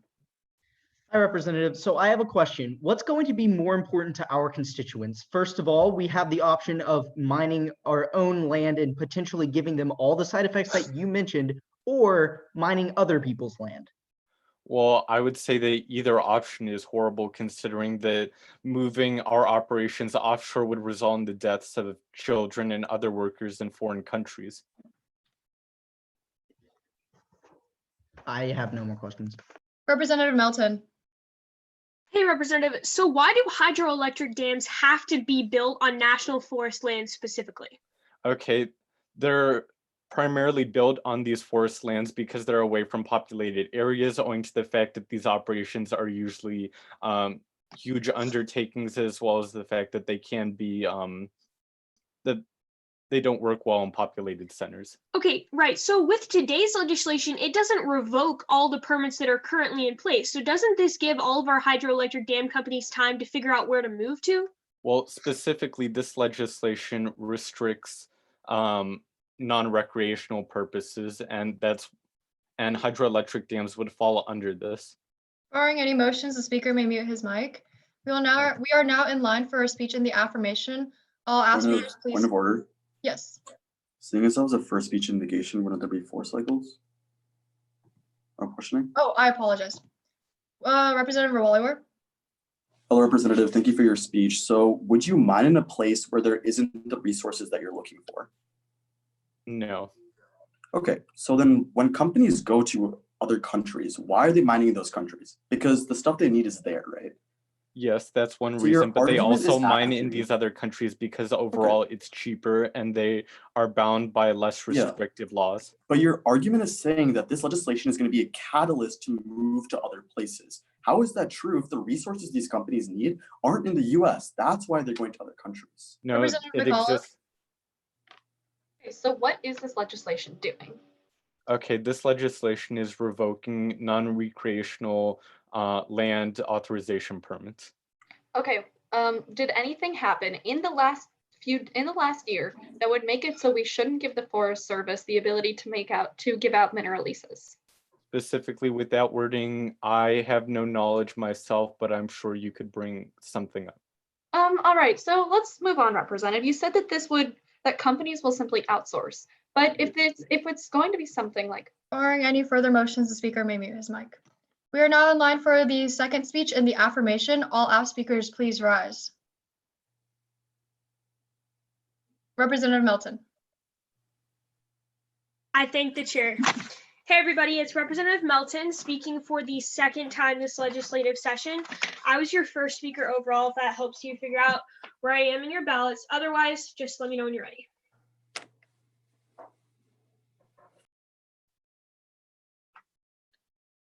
Are my judges good? Yes, okay. All right, awesome. I'm gonna go ahead and begin. It's no secret that over the past couple years, the Trump administration has been trying to weasel his way into our national parks and forests to allow private companies to take advantage of the minerals and the resources that we have inside them. But it's time, representatives, that we take a stand to protect one of the great beauties of our nation, our national parks and national forests. Today's legislation is the first step of many to secure their future and to continue the legacy of beauty that our national parks and forests have for our nation. So stand and pass today's legislation first, because it stops the current abuse in national forests with an immediate crackdown. Second, because it creates a strong precedent of protection for this Congress to continue acting on in the future. So first, let's understand why we passed today's legislation, because it stops current abuses with a crackdown. In the past several years, national forests have been subject to a lot of permanent abuses when it comes to water use. High Country News, a local Western news source, explains on May 3rd of 2015 that there are hundreds of lapsed permits on Forest Service land that are continuing to use and abuse minerals in the status quo. In fact, the corporation of Nestle has been drawing hundreds and thousands of gallons of water from its nearest national forest, which actually causes a danger to the forest system because it affects the amount of water that is allowed to stream into these other biospheres and ecosystem, which Eileen Anderson of the Center for Biodiversity affects forest survival and biological security. This is really important because today's legislation uniquely cracks down on this permit system to immediately revoke all of these permits and bring attention to current abuses, specifically with water. And also, the LA Times explains on October 13th of 2015 that Nestle isn't the only corporation abusing water in the national forests. In fact, there is a backlog of 2,500 expired permits, with almost all of these drawing from water resources inside our national forests. So Representative Grondin, it's time to crack down on water abuses and pass. But second, pass today's legislation because it creates a strong precedent of protection. Now, the USDA Forest Service Special Use Program information explains that every year they give out approximately 74,000 authorization uses for national forest land, which 47,000 of these are for land use, for grazing, building, digging, mining, and logging. All activities that have harmful environmental effects. When we pass today's legislation, we stop this action in all of our national forests, especially as The Atlantic explains on November 24th of 2017, that throughout his administration, Donald Trump has been working to open up national lands for private corporations. In 2017, he started looking towards the national parks and forests in Utah. And in 2019, he's looking towards the Tongass National Forest in Alaska. Representatives, it's time to make a change. It's time to protect our forests and take the first step of many. Pass. For the judges, that was a speech time of 3 minutes and 5 seconds. All questioners, please rise. Representative Wang. Hi, how do you define a recreational activity? Okay, so a recreational activity could be things like building a cabin on national park land as a vacation home or skiing, things like that. Okay, would you consider commercial tour groups to be recreational? So commercial tour groups are considered recreational, I believe, by the National Forest Service. Why? They're considered recreational because it's an activity that individuals use and are not necessarily revenue from it. They do generate revenue from it, but it is considered a recreational service. And I actually encountered this in my research, and the National Forest Service considers that recreational. So right now, how do companies qualify to actually receive land, like through the Forest Service? So they apply for permits based on what they're going to be doing, and then the Forest Service looks through them and is the Forest Service like the only agency that authorizes like permits for drilling? Absolutely not. But what we can do when we pass today's legislation is we crack down on one industry to start with, giving us a precedent of protection for the future. Sure, but are there specific application requirements or like standards that any companies have to even meet? Yeah, so there are always going to be standards. We have those in place now, but what I we mean, need not to really, do right? Like, first there aren't- off, Barring Okay, any motions, the speaker may mute their mic. We are now in line for the second speech in the negation. All neg speakers, please rise. That goes to Representative Wang. I think the chair for my judges, that's Wang, W-A-N-G. Any indication when you guys are ready? Perfect. Is Mr. Mergadia, are you good? Okay.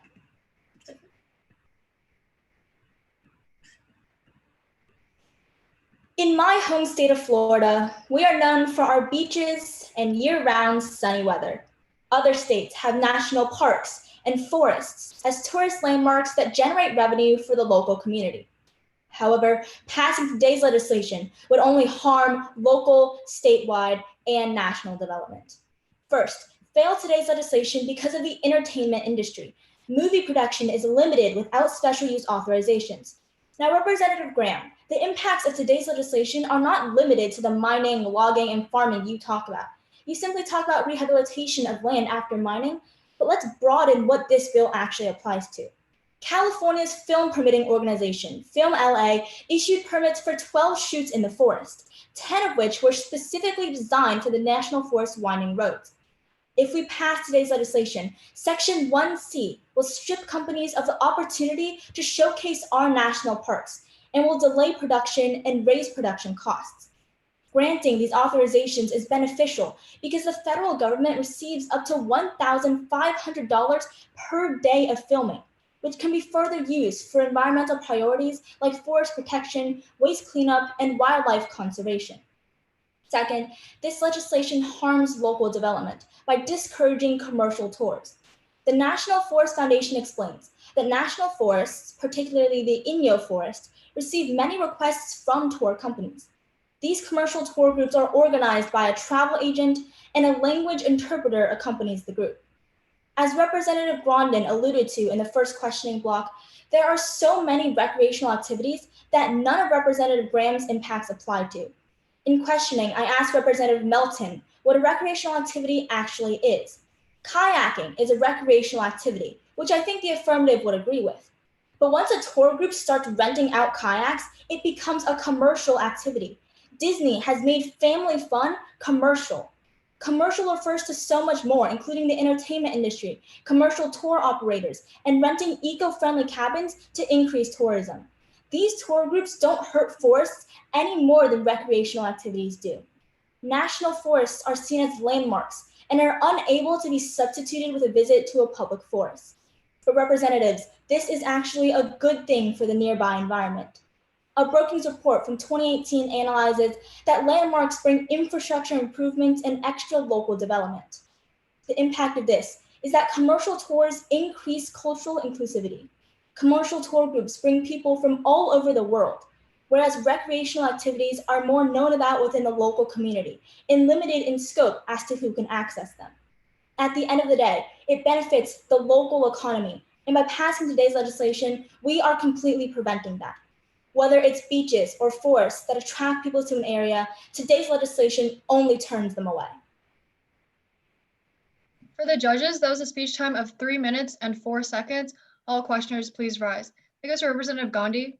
Thank you. So what is more important, the destruction of the environment through logging and mining or Okay. the movie industry? Okay, I'm glad you brought this up. I'm not denying that, but I'm saying that both affirmative and negative speakers have talked about the impacts of mining. But that's not what today's legislation is limited to. All we've talked about is mining, environment. But we have to look at like commercial tour groups, that is affected by today's legislation too.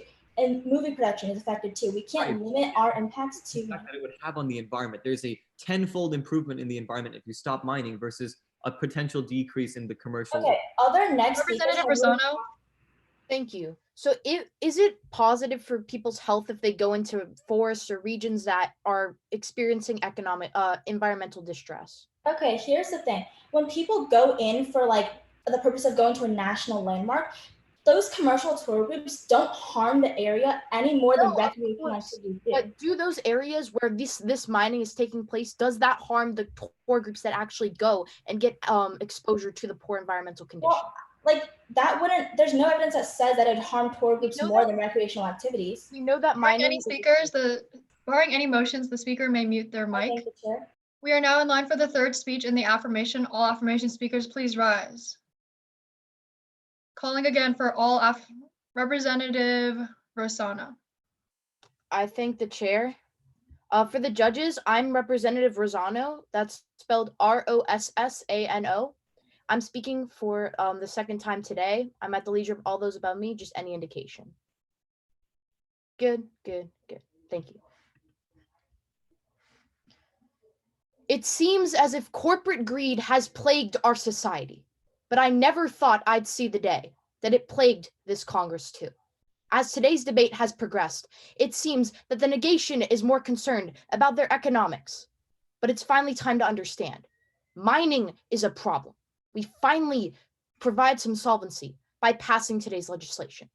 The first reason you're going to pass today's legislation is because we finally start to regulate fracking. And this is true because Section 2 of today's legislation is going to revoke permits. According to The Guardian, in April 2019, the Trump administration has issued a plan to open more than 1 million acres in California to fracking, including areas close to Yosemite and other national parks. In its proposal, the government made a case that the effects on a range of delicate issues, from degrading air quality and threats to Native American resources, could be avoided. Understand that in the status quo, we have cultivated an atmosphere where our policymakers and our companies think it's perfectly okay to destroy our national lands just to acquire minerals. That is simply not true. However, finally, this Congress takes action. We shift that narrative and create a whole new atmosphere where we stand for the protection of our environment. That is going to de-incentivize companies from actually fracking and having negative environmental impacts.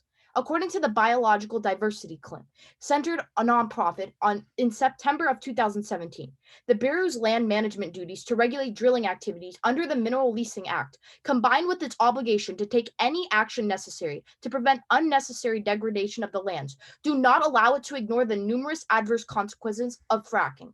Right now, under the Mineral Leasing Act, these companies aren't upholding its doctrine. They aren't regulating the lands and making sure that this mining and fracking is safe. Finally, we enforce it. In today's round, the negation is trying to tell you that we are going to harm local development and stop tourism. That is not the most important impact in today's round. Like I already told Ms. Wang, when people go to these areas, they're at risk of environmental degradation. At the end of the day, the affirmation provides some solvency.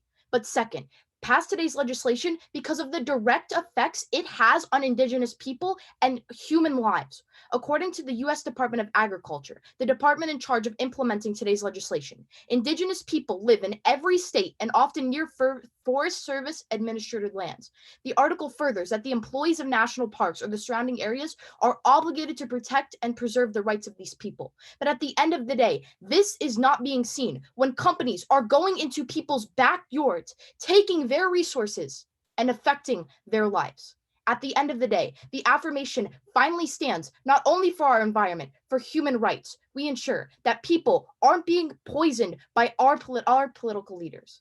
At the end of the day, it's finally time to put an end to this greed, provide some solvency, stand with the affirmation. For the judges, that was a speech time of 3 minutes and 4 seconds. All questioners, please rise. Representative Wong.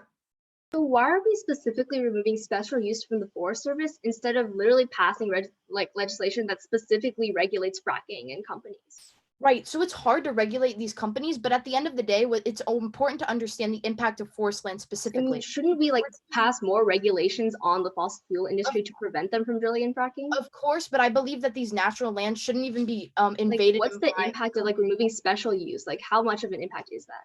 Because forest land specifically are depleting water quality, and it's also taking away. Not just forest land. Representative Wang.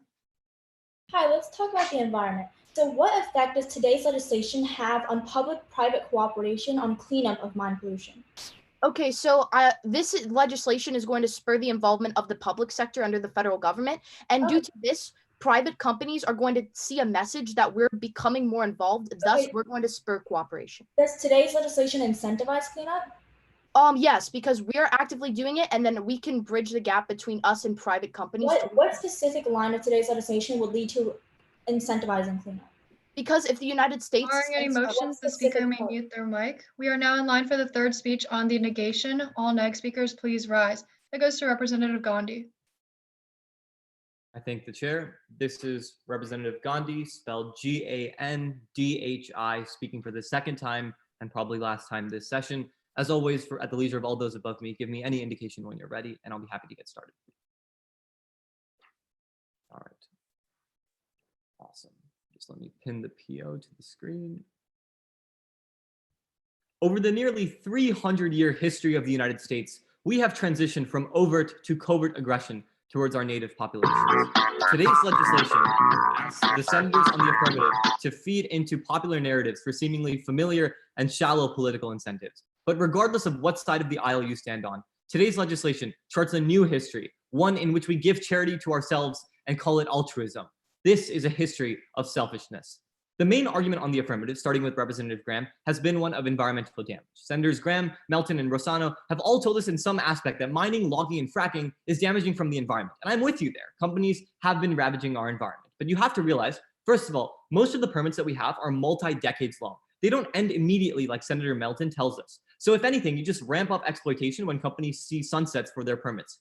But there's a bigger reason you fail, because there are some vital special use permits that are banned under today's legislation. Because at the beginning of today's debate, Senator Graham fired back in cross-examination with Senator Rossano. Why would you run infrastructure through forests? Which Senator Grandin answered by telling us that we would block hydroelectric dams. Let me visit this, because there are a myriad of uses that directly help our constituents. To understand the full picture of exactly how much USFS permits are needed in the status quo, I actually called Christina Henderson, the Assistant Special Use Program Manager for the U.S. Forest Service Southern Region 4 days ago. And what she explained to me should flip all of your votes to the affirmative, because she explained that the USFS grants special use permits to gas, electric, and water pipelines that provide crucial resources to tens of millions of families across the countries. She said rural communities near USFS land depend on these smaller pipelines to provide their gas, electricity, and oil, because sometimes there are no practical geographical alternatives. These people live surrounded by forest land, so they need the permits for roads, electricity, and water. This land is literally their only option for millions of families across the country. You cut off their access to special permits, their energy system and ability to get fresh water goes defunct. If you want to stop companies from exploiting our lands for their ledgers, I'm all for it. But don't mistake that land for those of rural families. But just to give you an idea of how many people this impacts, let's just look at what the Sacramento Bee explains in September of 2019, where they tell us that 60% of California's 33 million acres of forest land is regulated by the USFS. And companies like Pacific Gas and Electric rely on USFS permits to provide electricity and gas to 16 million customers in California alone. That doesn't include the myriad of other states where this is also the place. So, Senator Melton, if you really want to create a strong precedent of protection, then you fail, because passing only harms our constituents. And Senator Rossano, the very indigenous people that you champion to protect will lose basic necessities under today's legislation. I argue if the affirmative wants to stop companies from exploiting our forests, I'm all for it. But don't get caught up in campaign slogans, because blanket policy always misses the nuances. Passing today's legislation would only stymie the necessary economic resources that millions of people depend on. For those that are ignored by the political engine, today's legislation just treats them as exhaust and calls it environmentalism. You fail. For the judges, that was a speech time of 3 minutes and 10 seconds. All questioners, please rise. That goes to Representative Graham. So here's the thing. If there were to be an exception for gas, electric, and water, would you vote in favor of this bill? Yeah, I think so. Okay, that's all the question I have. Representative Melton. Hey, Representative, so I want to go off that similar line of questioning. Isn't there a way for us to guarantee that these citizens have their pipelines using other authorization, not special use? No, actually, that you specifically need special use authorizations, because the USFS is the only branch of the government that has jurisdiction over this. So you need USFS permits to make sure that constituents. Okay, but can't we work with the United States Forest Service to determine another way for them to have legal authorization to that ground while banning harmful companies? Again, that other way isn't this There are legislation. 20 seconds left. Would you like to absorb that block? Yeah, sure. Okay. Go ahead. Okay, yeah, so that other way isn't this legislation. Like, again, like I said, if you want to ban mining, fracking, like, I'm totally for it, but don't make blanket policy. But doesn't today's legislation take immediate action on issues that are harming us right now, like the overuse of water that I talked about earlier? Sure. And again, if you want to write another piece of legislation tomorrow, I'm all for it if it specifically bans the mining and fracking that the affirmative is so concerned about. Barring any motions, the speaker may mute their mic.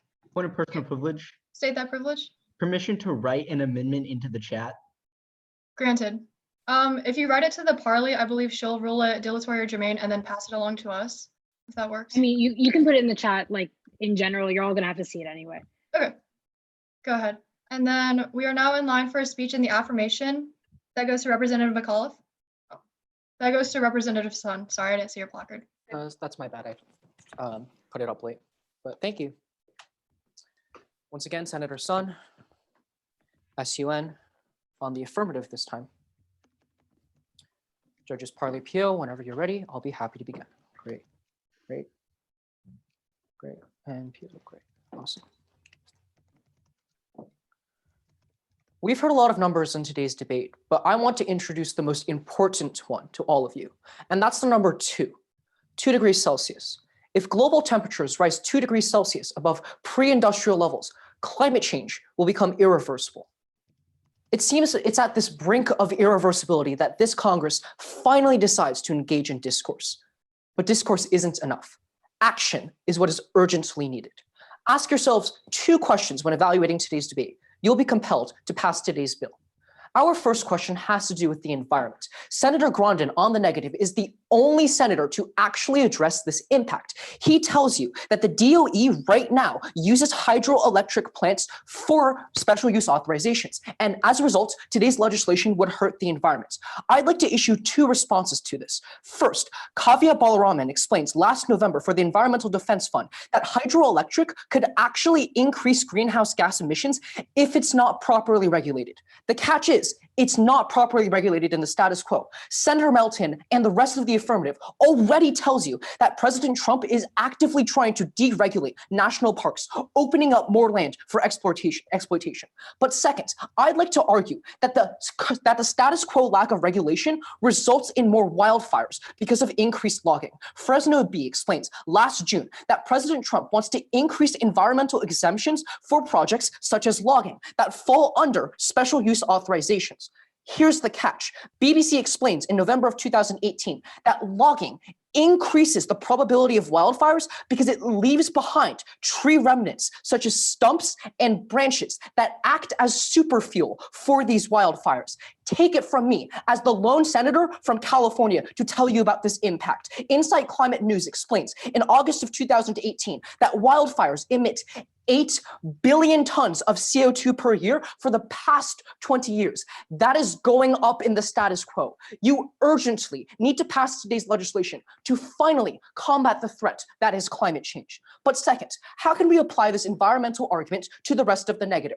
First, Senator Wang champions the argument that entertainment and commercial uses are crucial and would be disbanded if we pass today's bill. I'd argue that right now, our national parks are getting hurt, which makes it less profitable for the tourism industry. In other words, if we're not going to combat environmental issues, that's a prerequisite to allow tourism to become profitable in the first place, because no one wants to visit a national park that has been ravaged by wildfire. Second, Senator Gandhi tells you about the necessities for local people. First, a destroyed national park creates the same impact. Second, Senator Wong tells you in cross-examination that there are other ways to issue permits. That's how we can get around that problem, Senator Gandhi, that you mentioned in the last speech. Remember the number 2 at the end of today's debate, 2 degrees Celsius. It'll compel you to vote for the affirmative. For the judges, that was a speech time of 3 minutes and 4 seconds. All questioners, please rise. That goes to Representative Gandhi. Hi, so what are those other ways that you can issue these permits? Senator Wong's probably about to give a speech. I'm sure she'd be happy to tell you about that. Okay, but if you don't have a practical alternative, you're effectively cutting off millions in your own state from having. Right. And Senator Graham also is proposing an amendment right now. We have 2 responses to that. Okay, so again, though, if you don't have a practical alternative that you're sure is going to work. I stand on the affirmative under the premise that Senator Graham is about to propose an amendment that allows us to counteract the problem you bring up in your speech. Okay, sure. Even with that in mind. Representative Grandin. Okay, Representative, if this legislation forces companies to move offshore, resulting in the deaths of children, will the cost be worth it? So Senator Melton brought up in cross-examination that today's bill doesn't revoke current permits. It just revokes the Forest Service authority to issue permits after October of 2020. I'd argue that that impact that you bring up is relatively muted for that reason. Also, you bring up evidence that companies are already doing this. That makes your argument non-unique as well. Yes, but say, for example, companies see that they can't get as much minerals from the United States and then they need to move off into other countries. At that point, I'd weigh that impact. Helping our own national parks is of the utmost priority. Barring any motions, the speaker may mute their mic. Thank you. We are now in Sorry. line. Wait, so the amendment thing. Was it All right. sent? Yeah, it was sent. So just Graham, if you don't mind sending that to like the overall chat as well right now, just so everyone knows. It basically says that it's amending the bill to, as you all know, to include in addition to non-recreational activity, non-infrastructural activity. And then infrastructural is defined as an access link to an essential service as gas, water, and power. So I am personally going to be ruling this amendment dilatory simply because I believe that the intention of the bill is explicitly clear in that the special use authorization is going to be revoked with regard to non-recreational activity only. And I think that that's explicitly outlined as the exception for a reason. No more, no less. So I believe that it does change the intention of the bill because the intention of the bill is to eliminate the Forest Service's authority on the bill. Limit the Forest Service's authority on special use authorization grants explicitly for that purpose. Does everyone understand? All right. So thank you for submitting your amendment. I'm just going to rule it dilatory. We are now in line for the fourth speech on the negation. All negation speakers, please rise. Representative Wong. You're muted. Sorry. Thank you for the second time. I'm Representative Wong, W-O-N-G. Again, any indication is perfect whenever everyone's ready. Thank you. I take pride in my home state of Arizona for our non-existent winters, our pursuit of solar energy, and our preservation of natural landscapes like the Grand Canyon. But honestly, what I'm not so proud of is the way we lease land to fossil fuel companies, exchanging our constituents and our environment's health for money. So I understand that the Affirmation desperately wants to fix this issue, but make no mistake, don't miss the forest for the trees, because if you pay attention to the bigger picture, you'll actually stand in the negation. So first, let's clear up the largest misconception in today's debate, which is that the Forest Service has the sole authority on leasing land, and that removing their special use authorization is going to stop exploitation. And this misconception is what the entire affirmative advocacy so far has been built on. The problem is that that's false, because the Bureau of Land Management, or BLM, is the real agency that actually has more jurisdiction. The U.S. Department of the Interior outlines specifically that the planning process of the BLM determines what lands will be available for oil and gas leasing, what lease stipulations will be applied, and which applications for permits to drill get approved. Insofar as fossil fuel companies are still going to be able to receive permits to drill the land in the first place, the Affirmation has no real solvency. Representative Graham and Representative Melton are concerned about the environment and the wildlife. But understand, those are both still harmed even if you pass today's legislation. Then, Representative Rosano is concerned about drilling's effects on Indigenous people. Let me provide you an active harm that still continues even if you pass, because drilling pollutes local communities and puts them at risk for their health. The Wilderness Society tells us in August of 2019 that more than 12 million people live within half a mile of oil and gas facilities in the US and are exposed to air and water pollution on a daily basis, leading to a variety of health issues. If this Congress is planning on truly solving the problem, we would have to be looking at limiting the BLM and increasing regulations on the fossil fuel industry specifically, instead of simply taking away authority from the Forest Service, which's impacts are mitigated in the first place. Nothing changes. But now, let's focus on the second point of contention in today's debate, centered around the economy. You negate because removing special use through the Forest Service decreases competition, specifically competitive bidding. Why is this so crucial? Nicola Groom of Reuters explains in March 24th of 2020 that right now, the fossil fuel industry is in crisis as the coronavirus pandemic has curbed demand for products like gasoline and jet fuel.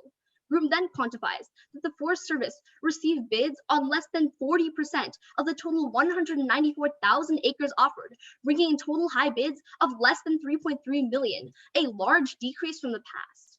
Realize that without competition, companies aren't incentivized to make cost reduction efforts or even make themselves greener, and so consumers will face higher prices. When I ask you to go green, I don't mean the money fossil fuel companies put in your pocket. Negate. For the judges, that was a speech time of 3 minutes and 5 seconds. All questioners, please rise. That goes to Representative Rosano. Thank you. So I understand your concern about like pollution from the BLN, but isn't today's legislation the first step towards stopping some pollution, and then we could launch more reform No, efforts? so I'm telling you that like removing special use from the Forest Service isn't going to change anything, because first of all, the real harm or the real like jurisdiction lies with the Bureau of Land Management. But furthermore, an active harm of removing special use is that you decrease competitive bidding, which not only continues to hurt the environment, but also continues to hurt our economy. If we already prove on the Representative Sun. Thank you. So you mentioned with your first point that the BLM has a larger authority here, and so this bill effectively doesn't do anything. Right, they have like 3 stipulations. Right, but who has the authority over logging projects with regards to forests? I mean, like I'm sure you can tell me. It's the Forest Service, as I proved to you in my first point. Sure, and so but if we were to take that away, is that not a good thing? No. The agency though that leases approves the licenses for drilling of those lands is the BLM. So you're not. I'm not talking about drilling. I'm talking about logging. I'm talking about logging in specific to wildfires. How much land How does that respond to my like, argument? from the Forest Service is leased every day? Barring any motions, the speaker may mute their mic. We are now in line for a speech in the affirmation. All affirmation speakers, please rise. Point of Representative, personal privilege. state that. Permission to exit the chamber. Granted. Representative McAuliffe. I thank the chair, and then as always at the leisure of all those above me, just any indication when you are ready. Relieved. Awesome. Throughout this debate, we've seemed to have talked a lot about forests, but it seems as though we can't find the forest through the trees. When we look at first what this legislation actually does, and secondly, how it impacts communities and recreational service, we realize we affirm. So first, at the beginning of this debate, I asked Representative Gordian, what does this legislation really do? And since then, no speaker on the affirmation or negation has been able to correctly say that. So we look at what it does, and it's that Section 1 explains the U.S. Forest Service authority to grant special use authorization. What this means is that just the U.S. Forest Service cannot be handling mineral leasing. Politico in February of 2020 explains that currently parks are leased out by the National Park Service and the U.S. Forest Service. So when we focus specifically on what the U.S. Forest Service does, we realize we affirm. NPR in 2018 explains that the Forest Service insufficient analysis of landside risk became abundantly clear in the Columbia gas line transition pipe ruptured and exploded in early July. So Representative Roden, you said that there are already laws in place that prevent harming the forest, but the National Forest Service has proven time and time again that they cannot complete the task. So Representative Gandhi, you said that the lease lasts for years, and that's why we affirm when we stop the Forest Service from abusing their ability to incorrectly grant licenses while not removing the current pipelines, that's how we not only see the change the affirmation wishes to, but also mitigate the harms that the negation is so concerned about. Representative Melton and Representative Sun both explained how the current administration opened up Alaska to pipelines and mining. But the main reason why is because of the bureaucratic struggle between the National Park Service and the Forest Service. When we realize what this is, we realize both of them can lease lands, but now we're taking away the National Forest Service's ability to do that. They are the only ones that can grant mineral leasing for mining and for drilling. So meaning, Representative Gandhi, when you are asked, would you be on the affirmation if it got rid of drilling? That's what this legislation does. So secondly, Representative Wang explains that this will end all recreational activity.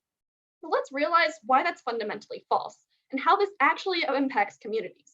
For this, I turn to Politico on March 3rd of 2020, which explains that the Act stipulates that lands administered by the National Park Service are exempt from uses such as mineral exploration, drilling, and the locating of pipelines. What this means is that the National Park Service and the National Forest Service are both different. The National Park Service cannot grant leases for mining and drilling, and that's what we need to do. meaning that when Representative Wong says that we are going to hurt companies like Disney, which need it for commercial uses, we're not going to. The National Park Service can still give special use authorization. This legislation just takes it away from the US Forest Service, which has proven time and time again they're irresponsible. So Representative Gandhi, you also said that it will keep communities from receiving necessary resources. That's not true either, because the National Park Service can still give these leases. When we look at the forest through the trees, we realize we should be in the affirmation. For the judges, that was a speech time of 3 minutes and 4 seconds. All questioners, please rise. Representative Grondin. Okay, so shouldn't we address problems with the National Forest Service rather than scrapping the entire thing just because of problems that they've had in the past? Well, one, we're not scrapping the entire thing. We're just taking away their ability to grant mineral leasing for drilling. That's what both the affirmation and the negation have shown that they wanted to do. Yes, but I'm referring to how you stated that they are ineffective or irresponsible in the past. Shouldn't we make legislation to ensure that they act more responsibly? We've tried. We already have laws in place. The problem is the National Forest Service does not enforce them. Again, couldn't we pass legislation that's more restrictive? Volko. You're muted. Sorry. Okay, does the US Forest Service have some deals with specific national forests regarding giving money to indigenous people? Yes, but this isn't getting rid of the National Forest Service, right? All this is doing is making sure that they can't continue to give out leases for mining and drilling. Yeah, so would some of the companies rely on those leases to get money to give to the indigenous people? I mean, sure, but then again, we can already have pipelines aren't getting destroyed. If a pipeline is there already, it's not going to be gone, meaning that money being made from it can still be made, and all of this land is just going to be shifted to handling to the National Park Service. Barring any motions, the speaker may mute their mic. We are now moving on to the final negative speech of this piece of legislation. Representative Vokel. I thank the chair. This is Representative Bokil, still spelled B-O-K-I-L, speaking for the second and final time today. At the leisure of all, just let me know. Thank you. Thank you, thank you. Okay. This Congress is notorious for scrambling to try and save the minorities due to past legislative mistakes, but in turn, we end up hurting more people than we save. The ignorance of this Congress, turning a blind eye to the actions of our own government, sets into stone why we're called the Congress and not progress. At the end of the day, we have to understand what's going on under the status quo. You have to stand with me and negate. But I want you to ask yourself 2 questions. First, which side actually helps the people? Representative Rosano says it's the affirmation because we're helping the indigenous people. Representative Sun said it's the affirmation because wildfires now decrease. And Representative Graham says it's the affirmation because we're protecting forests as a whole. The problem is all of their assumptions are predicated on the idea that, again, the US Forest Service is the only national service giving grants. Now, Representative Wong has already explained that the Bureau of Land Management is also giving grants regarding drilling. And she says this is problematic because fossil fuel companies are simply going to move towards the BLM to get permits. But let me take that fact and extend the impacts and explain why this is so problematic. First, it's because the National Parks Conservation Association in January of 2019 explains that through historical precedents, it is proven that the BLM does not care about the environment at all compared to the US National Service. To be more specific, the US National Service actually has various deals that are exclusive with park rangers and other people working in these national forests regarding drilling and other activities as such. And they're trying to make sure that when they provide permits, they're taking environment into account. When you pass this legislation, everyone who is part of the fossil fuel industry simply moves towards an industry or an organization that does not look at the environmental impacts. But let's look at the larger problem. The problem isn't necessarily that the Bureau of Land Management is able to give fossil permits, but the problem is that they can't give utility permits. So when you pass this piece of legislation, all the fossil companies go to the BLM, but the utility companies can't do this. Now, Representative Gandhi already brought this up, but let me flesh flesh out the impacts, the USDA explains the nation's largest single source water is the National Forest System. The network of national forests stewarded by the USDA Forest Service explains that 60 million Americans rely on this specific permitting system. You're telling me when we pass this piece of legislation, 60 million of our constituents aren't going to have access to water. Understand that fossil fuel drilling still continues, and the only thing that changes is the access to these utilities. But second, ask yourself which side maintains national programs. Now, in questioning, I asked Representative McClough if there are exclusive deals going on. Actually, pay attention to Alaska, where the U.S. National Forest has an exclusive deal with the drilling companies, where a portion of their fracking actually goes towards a UBI that is given to indigenous citizens. When you pass this piece of legislation, you're completely ignoring all of the deals in place with the company that we're trying to eradicate. You stand with me and you negate to save our constituents. For the judges, that was a speech time of 3 minutes and 8 seconds. All questioners, please rise. That goes to Representative Rawaliwar. Hello, Representative. Thank you for your speech. So when we pass this legislation, what happens to the current permits that exist? Okay, so to the current permits that exist, sure, they may continue, but the fact of the matter is these permits are growing exponentially, right? Okay, When you so pass this in piece of Alaska, legislation, in the future, all of the fossil fuel industries just go to another company. okay, so in Alaska, they have this UBI system in place based on whatever the country exports in oil, right? So No, it's actually like the process of drilling itself. Yes, Like, yes. when these specific companies, specifically the Tungas National Forest, Representative when they Wong. drill in that national forest, a Hi, portion of Representative. their You drilling say that the actually, like the revenue goes to the indigenous people. Hi, Representative. You said that historically the U.S. National Service has deals that take the environment into account. Can you provide me one specific example of them doing this? Yeah, so I can provide you. I already cited the National Parks Conservation Association in January 2019. Right, but what's one specific deal that they made that showed that they took environmental into Okay, specifically the Tungas National Forest in Alaska. Not only did they make sure that a portion of the money goes towards the indigenous land, but they're also making sure that the drilling technology that's used decreases the amount of emissions. So how does this directly decrease people's access to water? Barring any Those are motions, the separate speaker may mute her mic. Parley? I just want to say something really quick. Just for the judges, for Bokil, like it seems a lot of the time when she's questioning, she's going over the time, but her mic, like, or her sound is a little bit delayed. It happened last session too, just to let you all know. All right. We are now in line for the last affirmation speech. Representative Rawaliwar. hello, this is Representative Rewally. Speaking for the last time on today's legislation, now on the affirmative side. Can I get a sign from all my judges just to make sure that we're all good, ready to go? Got the parley, swiping through. Got one judge, got the second judge. Awesome. Okay. Heroes always have their fatal flaws in epic poems. Odysseus, his arrogance. Achilles, his heel. And for the United States Congress, it seems to be our environmental debate. So let's clear this up in two ways. First, by talking about the mining debate, and then tying it second into the tourism sector. So let's start on mining. Now, Representative Rosano starts at the beginning of the debate by explaining that the federal government is trying to expand fracking in California, which the Guardian contends that Trump is expanding into Yosemite and Rushmore. This is where you vote affirmative.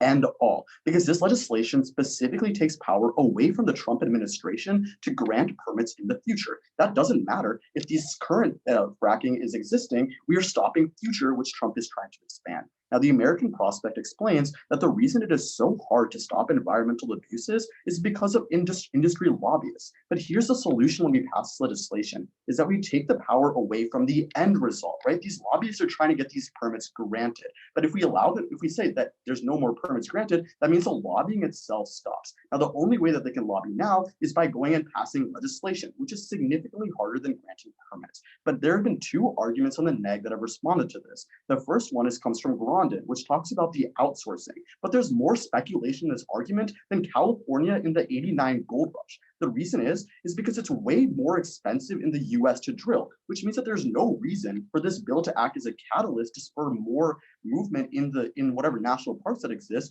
And the argument itself is non-unique. As long as there are people mining in other countries, there's no reason for them to go into the US. Now, the second argument that has been brought up was from Gandhi, and he argues that there's going to be this sunset production, that when this legislation passes, they're going to ramp up production. The problem is that Representative Graham explains at the very beginning of the debate that there are laws in place right now that these companies have to follow that limit the amount that a company produces. So that argument is never going to actually stand.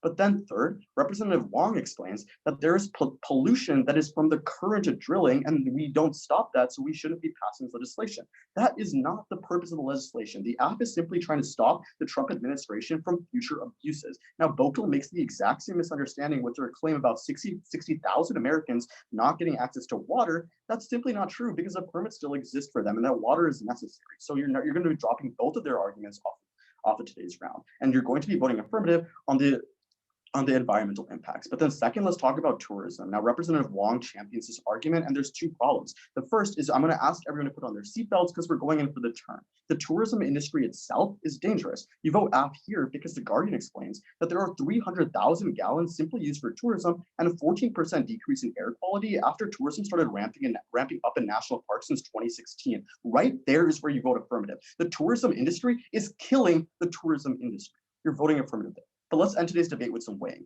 We always know that at the end of the day, we're going to be stopping future environmental abuses, and we're still allowing Americans to get access to whatever they need right now. That's why the 60,000 Americans are important. For the judges, that was a speech time of 3 minutes and 5 seconds. All questioners, please rise. Representative Bokel. Okay, so what letter does United States have infrastructure-wise? Letter? We have a D, right, in infrastructure. Like, our infrastructure is failing, right? Yeah. So are you telling me that these water pipelines and whatnot aren't expanding and are eventually going to need more permits? Okay, so let's talk about when you get a permit for some land. You build something on that land. That building then degrades. So why do you need more land to make an infrastructure better? You need more permits, right? This takes away the permits. It's not taking Wait. away the But if a land. waterway is going from 8 point. Thank you. So you refute, to go off the previous line of questioning, you refute mine and Representative Bokel's argument with the fact that these permits will last. But what happens when they inevitably expire? When the permits inevitably, okay, so there's other, as Representative Graham explains, that there's other ways that we can get these permits to go out. But then but what we're ignoring here is that what we're doing is trying to stop the Trump administration's current abuses against the environment. The permits go out, then why has it only been the USS that has specifically given out these permits up till now? Right, because back when this legislation was first released, there was too much oil production going into the national park. So the administration tried to stop that and make it expand. That's why those permits exist. Barring any motions, the speaker may mute their mic. We will now move to previous question on legislation 3B. All those in favor, please raise your placard. All those against? Any abstentions? There should be none. On a vote of 6 to 5 to 0, this bill does pass. Are there any motions? I'm gonna advise against a motion, by the way, just because we don't have that much time and we want to get through as many third speeches as we can, I would say. So if we could not do that, okay, that would be good. We will now move on to debate a piece of legislation entitled "A Bill to Adopt a Compassion for Civilians Program to Reboot the Post-COVID-19 Economy." Do we have a sponsorship? That goes to Representative Graham. Sorry, my mic was muted. Thank you, Chair. Hold on and let me get to it. And for the chamber, we're just going to do a hard stop at 1:30 just so we can get through our speeches. Okay. What an inquiry. State that. 1:30 in what time zone? Oh, Eastern.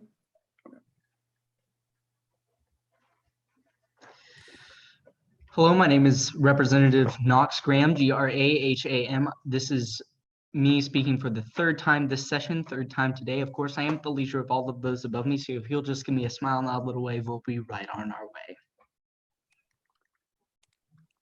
Wonderful.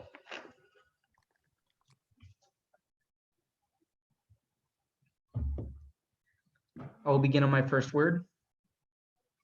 After tonight's session, I was feeling a little bit stressed out, as I always do with debate, just because it's a very exciting and adrenaline-pumping experience. So I decided to visit a game I hadn't visited in a while, SimCity. When I got there, after 3 months, my city was in shambles, a $10,000 deficit per hour, thousands of abandoned homes, and a systematic brain drain that was all killing the viability of my city. So what did I do? I went into deficit spending mode. I took out government bonds that allowed me to pay for public services, and I lowered taxes to allow residents and people back in. This gave them the incentive to spend at local businesses, and that gave businesses the incentive to move back in. Deficit spending is the moral of the story. It's an important strategy, and that's what you have to look at when you look at today's bill. First, we're going to talk about the problem with the economy right now, and then we're going to talk about why this bill is the solution.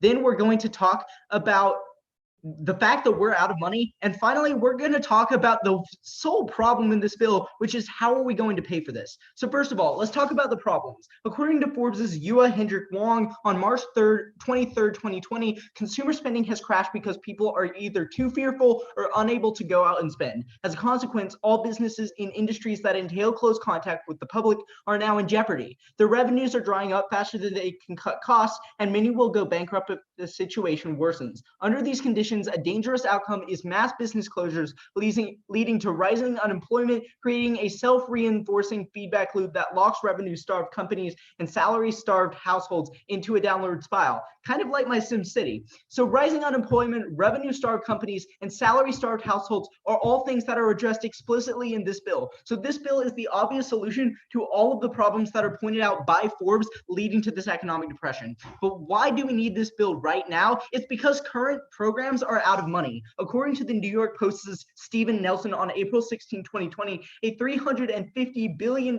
small business relief program was designed to prevent layoffs during the coronavirus crisis, and it has run out of money and is no longer taking applications. So that's a huge problem. First of all, because it means that small businesses aren't getting the support they need. And second of all, because now it means we have no plan, which means we need to pass this program right now.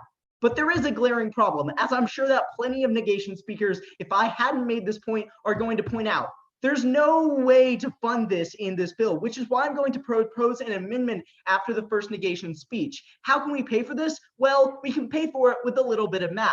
The cost of Section 2, subsection A is $5 billion, $785 million, $200,000 per month. The cost of Section 2, subsection B is $1 billion, $562 million, $500,000 per month. The cost of Section 2, subsection C is hard to calculate, but using the other two estimates, we can estimate how much funding we need for a given amount of time. For 1 year, this rounds to about $100 billion. So funding this will give it the funding it needs for 1 year. Pass this bill and pass my amendment, because that's what we need to save our economy. Thank you. For the judges, that was a speech time of 3 minutes and 10 seconds exactly. All questioners, please rise. That goes to Representative Bokill. Okay, taking into account that literally yesterday, the Texas governor shut down all Texas schools, what makes you think that by passing today's legislation, we're going to be able to open up opportunities when the disease is still rampant? For the whom? I'm sorry, I didn't hear that last part.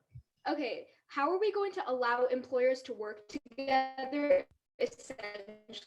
So this is an economic recovery program after the pandemic has passed. That's the assumption that's made in this bill that makes it in the viable. timeline, it says it has to start by June 2020. Is that realistic? Representative Melton? I think it's realistic. All right, so let's go further on that line of questioning. If we have to implement this program by June 1st, how do we safely employ 1 million people across the nation in new jobs just so that we can pay them? Here's the thing, the peak of this pandemic is linked to April. In fact, the peak of my own state's pandemic is expected to be this week. And so for that reason, virus contaminations and cases are expected to go down throughout the months of April, but June, can we launch this entire program unexpected? Yes, Rossano? because demographics and data show us what to do. That's the entire assumption of legislation. Representative Rossano. Thank you. So let's look at Section 2C of today's legislation. What's going to happen when jurors and judges are under time constraints to make rulings? The thing is that they are already under psychological time constraints because of the fact that they're locked in a room until they can make a decision. Does today's legislation make that worse or better? It makes it better because now they have time to go home and eat. No, sleep. but they're going to have a more stringent time constraint. Is that going to lead to judicial fairness and justice for cases? Well, as of right now, the judicial system needs reform anyway involving juries. And for that reason, this bill isn't necessarily the thing that's harming it. Sorry. So to bounce off that previous question on Section 2C, in what world is rushed justice going to be just for the defendant? The thing about rush justice is that rush justice already exists in the status quo. That's why we have. Okay, I can agree with you on that, but if there's now a financial incentive and we're employing these people and we're giving them a financial incentive to rush cases, in what world is that actually justice? First of all, I don't think being a jurist is going to be someone's only form of employment, given that we're not paying them very much. And second of all, the thing about the rush justice thing is that, quite frankly, it already exists in the system. And so that needs to be in a criminal justice reform bill that would also address the problems mute here. their mic. Sorry. We are now in line for the first negation on this piece of legislation. All neg speakers, please raise your placards. That goes to Representative Melton. Thank the chair. Hey, everybody, it's Representative Melton speaking for the third time today. As always, I do just need an indication when you're ready, and I'll go ahead and get started. Okay, great. And then let me just pin the PO. Okay, great. I'll go ahead and get started. Representative Graham is absolutely right when he states that our current economy is suffering. Our constituents are suffering. And there are going to be a lot of recovery methods when it comes to dealing with the backside of this pandemic. But what we have to understand is that today's legislation only pushes our country and our constituents further into the hole that we're in, that we stand in firm negation of today's legislation. First, because Section 2C of today's legislation destroys justice on the federal level. And second, because the CCC section of today's legislation doesn't help Americans and actually only leads to more problems. So first, let's understand how Section 2C regarding creating a jury corps actually destroys justice. Today's legislation requires us to create a pool of constant jurors, meaning a list of people that are constantly going to be employed as a juror, meaning that the people in our country are going to have access to the people that are in this jury corps and have the ability to influence them. The New York court system explains on September 1st of 1967 that jury tampering is the process when jurors receive a bribe to vote one way or another. And they explain that this process is illegal, as we all know. But NOLO, a legal defense company, explains that in the present day, jurors can be influenced by more than just a bribe. They can be influenced by threats, media, thoughts of their own, and conversations. And having a constant jury corps exposes these individuals to more influence and more tampering than ever before, meaning that defendants won't get a fair trial. They'll get a trial that's controlled by the public, controlled by the media, and controlled by the influence of whoever wants to get involved. Representatives, if we want to create a future with more justice, we fail today's legislation and look at effective social justice reforms instead of creating a jury corps that will be full of influence and tampering. Stand and negate today's legislation. But second, fail today's legislation because of the lack of specificity when it comes to the clause about starting the Civilian Conservation Corps again.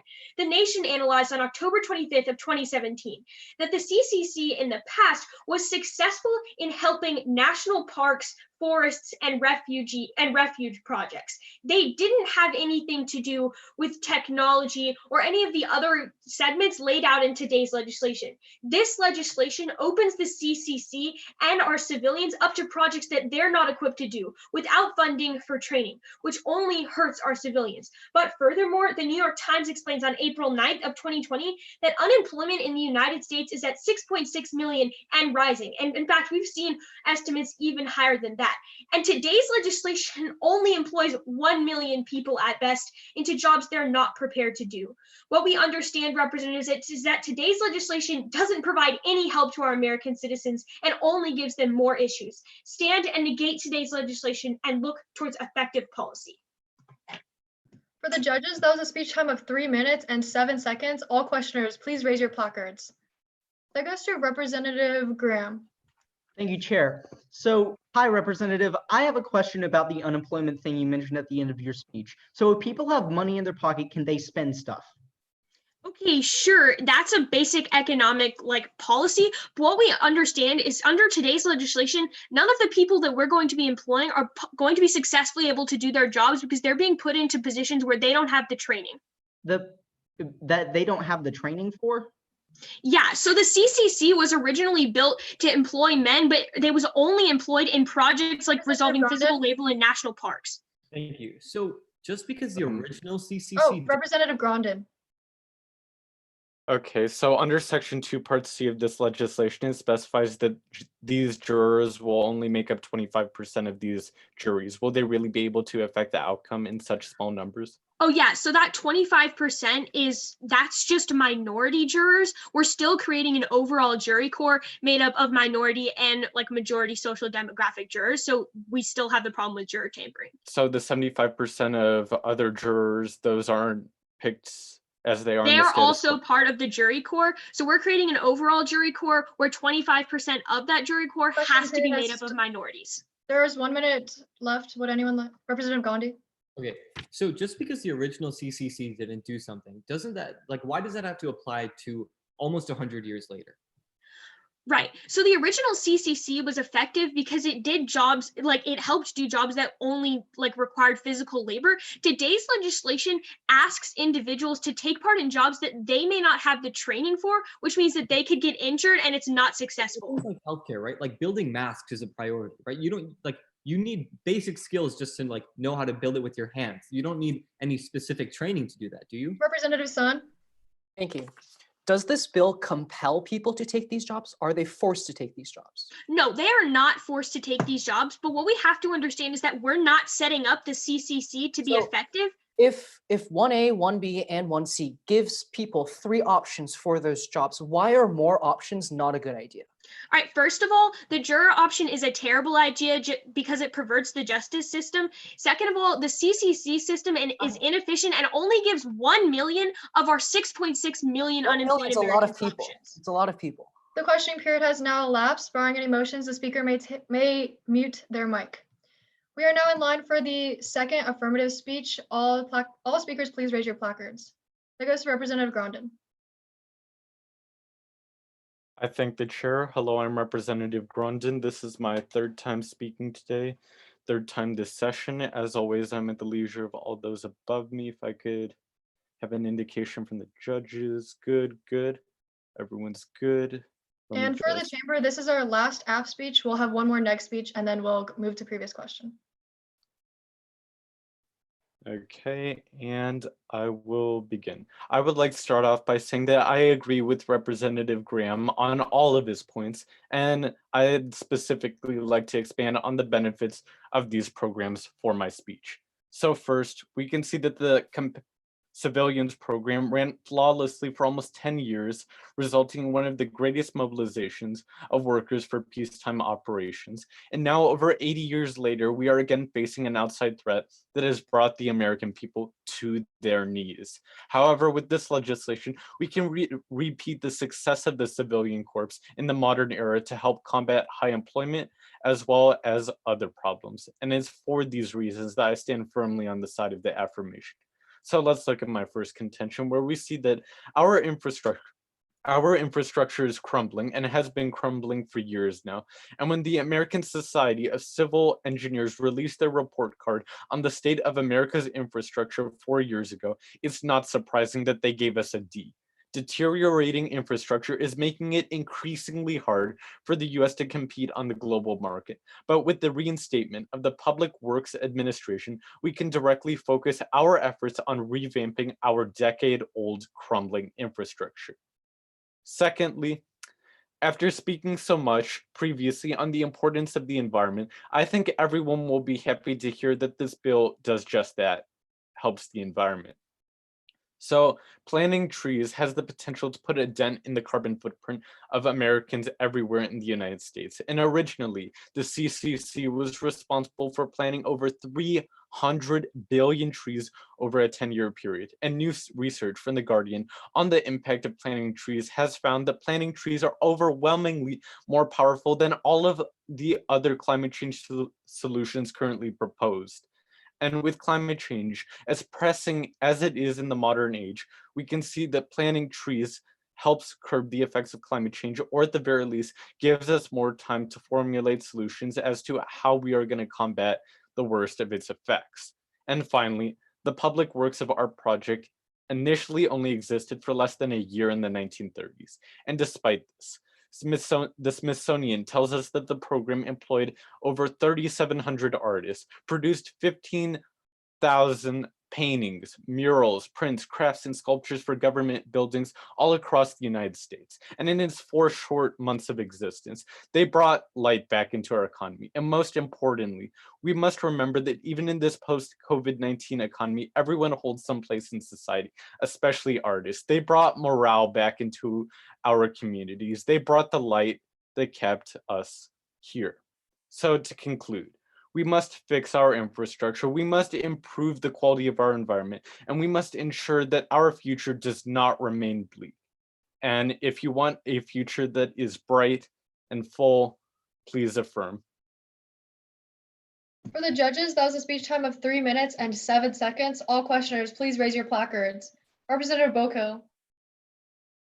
Okay, so supply and chain manufacturing workers are more prone to disease because of the environment they're in. Would you agree that instead of making this federal level, if we change it to the state level, maybe less workers could be infected because the manufacturers are working in a smaller environment? Well, I think we just need to take more specific efforts towards how we're gonna implement this by making sure that workers are sort of continuing to practice social But in distancing. like manufacturing jobs, is it possible to make sure they're 6 to 10 feet apart? Representative Yeah, McCall. anything's. Okay, so this is a pretty broad policy, right? How can we guarantee that we'll be able to provide all of the jobs that we would want to and that we would need to? Well, originally when this was implemented, it was a huge undertaking, but we were still able to go through with it because we made sure to Yeah, carefully monitor. but it included mainly those with a low skilled job. So we're asking for professional workers here. How do we guarantee we're still going to get jobs? By overseeing the program and ensuring that they're following out the points of said legislation. But how do we do that? Barring any motions, the speaker may mute their mic. We are now in line for our final speech of the session. Negation Personal speakers, privilege. state that privilege. Permission to type an amendment into the chat. We only have 1 speech left. There's no way we can have time to debate it. Sorry. Any negation speakers, please rise. That would go to Representative Wang. I thank the chair. For the third and final time today, that's Representative Wang, spelled W-A-N-G. Any indication, I'll begin. Thank you. Thank you. Perfect.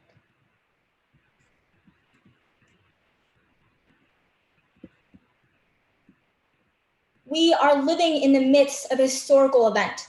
COVID-19 has crashed our stock market, put millions of people out of work, and changed life as we see it. And although we are nowhere back to normal, we have to dig ourselves out of this hole before we drown into decades of damage. Representative Graham, I agree. We need to reboot the American economy, but we are not doing it at the risk of American lives. First, fail because the CCC will only lead to more COVID-19 cases. Section 2, line 10, says the CCC will provide shelter. 1 in 4 coronavirus carriers are asymptomatic. This leads to the spread of disease since there's already a lack of testing for low-income individuals. The Guardian reported last month that homeless organizations say they lack the resources and government support to effectively stop the virus's spread in encampments and shelters, and that the shortage of tests and beds could have devastating consequences. The government has urged all of us to self-isolate, but getting millions of people to go work together seems like the exact opposite. The University of Washington predicts a week ago that with social distancing, the projected death toll would be around 100,000 people. But without social distancing, deaths can rise to 2.2 million in the US. We all know this is a very contagious pandemic, and we shouldn't be risking their lives by sending them outside of their home. Representative Graham, hospitals are already short of testing for COVID-19, and there is no guarantee that we will be able to provide accurate testing for millions of people. The deaths that will arise from us reactivating the CCC and sending millions of people into shelters will eventually fall onto our decision today. But second, the PWAP increases income inequality because individuals trained in the arts are likely to be in the upper class. A survey conducted by Goldsmiths University found that lack of device diversity means that the arts are becoming preserved for the rich. More than 3/4 of industry respondents came from a middle-class background with a stable financial situation. Representative Grondin, you talked about the PWAP increasing infrastructure, but look at who the PWAP actually affects. Most professional artists started with art classes at a young age and must have some sort of financial stability to be able to afford painting supplies. Representative Grondin, this is counterintuitive to the goals of today's legislation to provide working opportunities for those with a loss of income. It is not likely that rural individuals will be able to show that they are professional artists. This only increases income inequality that furthers the divide between the rich and the poor, making it harder for already low-income families to be able to support themselves during this time, which is the exact opposite of what we want from today's legislation. Realize that by passing today's legislation, we will only drown ourselves in decades of irreversible damage. For the judges, that was a speech time of 2 minutes and 59 seconds. All questioners, please raise your placards. Representative Rawaliwar. Hello, Representative. Thank you for your speech. So right now, the people that are losing their jobs and homes to coronavirus, where are they staying? Could you repeat the last part of that question? Yeah, where are they staying right now? Because they've lost their jobs and their homes to coronavirus. Okay. Some people are either staying in shelters, but the point is that if we— Oh, wait. They're staying in shelters right now. But what's the difference between staying in a homeless shelter or staying in a homeless shelter built by the CCC and a job? No, here's the thing. There's no way. First of all, this legislation and this part about CCC says that we're sending millions of people into various shelters. There's no guarantee. What have we done recently to help the people in the gig economy who have lost their jobs? Okay, for the gig economy, I mean, obviously this legislation will provide them more support. But the millions of people in the gig economy. Right, but we're also risking their lives because we're sending millions of people in the gig economy to go live with random people with no testing at all. Stipulate that they're going to be living together in all those shelters. And it says in section 2, line 10 that the CCC is providing shelter for these millions of people. That doesn't necessarily mean that all millions of people live together, but there's still no guarantee of any testing. Barring any motions, the speaker may mute their mic, and we will now move into previous questions, seeing as how it's 1:31. All those in favor of today's legislation, please raise your placard. All those against? On a vote of 6 to 5 to 0, this bill does pass. I will now hand over the mic to our parley. Hey, okay, so a couple reminders that they asked again for the judges. As you know, PO is on the ballot, and the PO should also get 2 scores for each hour debate, and also check to make sure that you don't have double ranks submitted and that all ballots have to be submitted within 30 minutes of the round's completion, which is now, I guess, so probably around 2-ish if you can do that. So yeah, otherwise for the rest of you, great job. It looks like we're going to be coming back at 3 p.m. Eastern time. Y'all can do the math for yourselves if you are not on the East Coast. Yeah, so does anyone have any questions? I just wanted to say real quick to the chamber, thank you for letting me PO. My last name is YE. I hope you all had a good time. Great. So in that case, I will see you all at 3 p.m. or whatever time it is for you. Bye. Oh, wait, Yi. Can you hold up your, oh wait, just is your recency chart the same one that you sent in the chat? Yeah, it's in, there's different slides at the bottom. Thank you.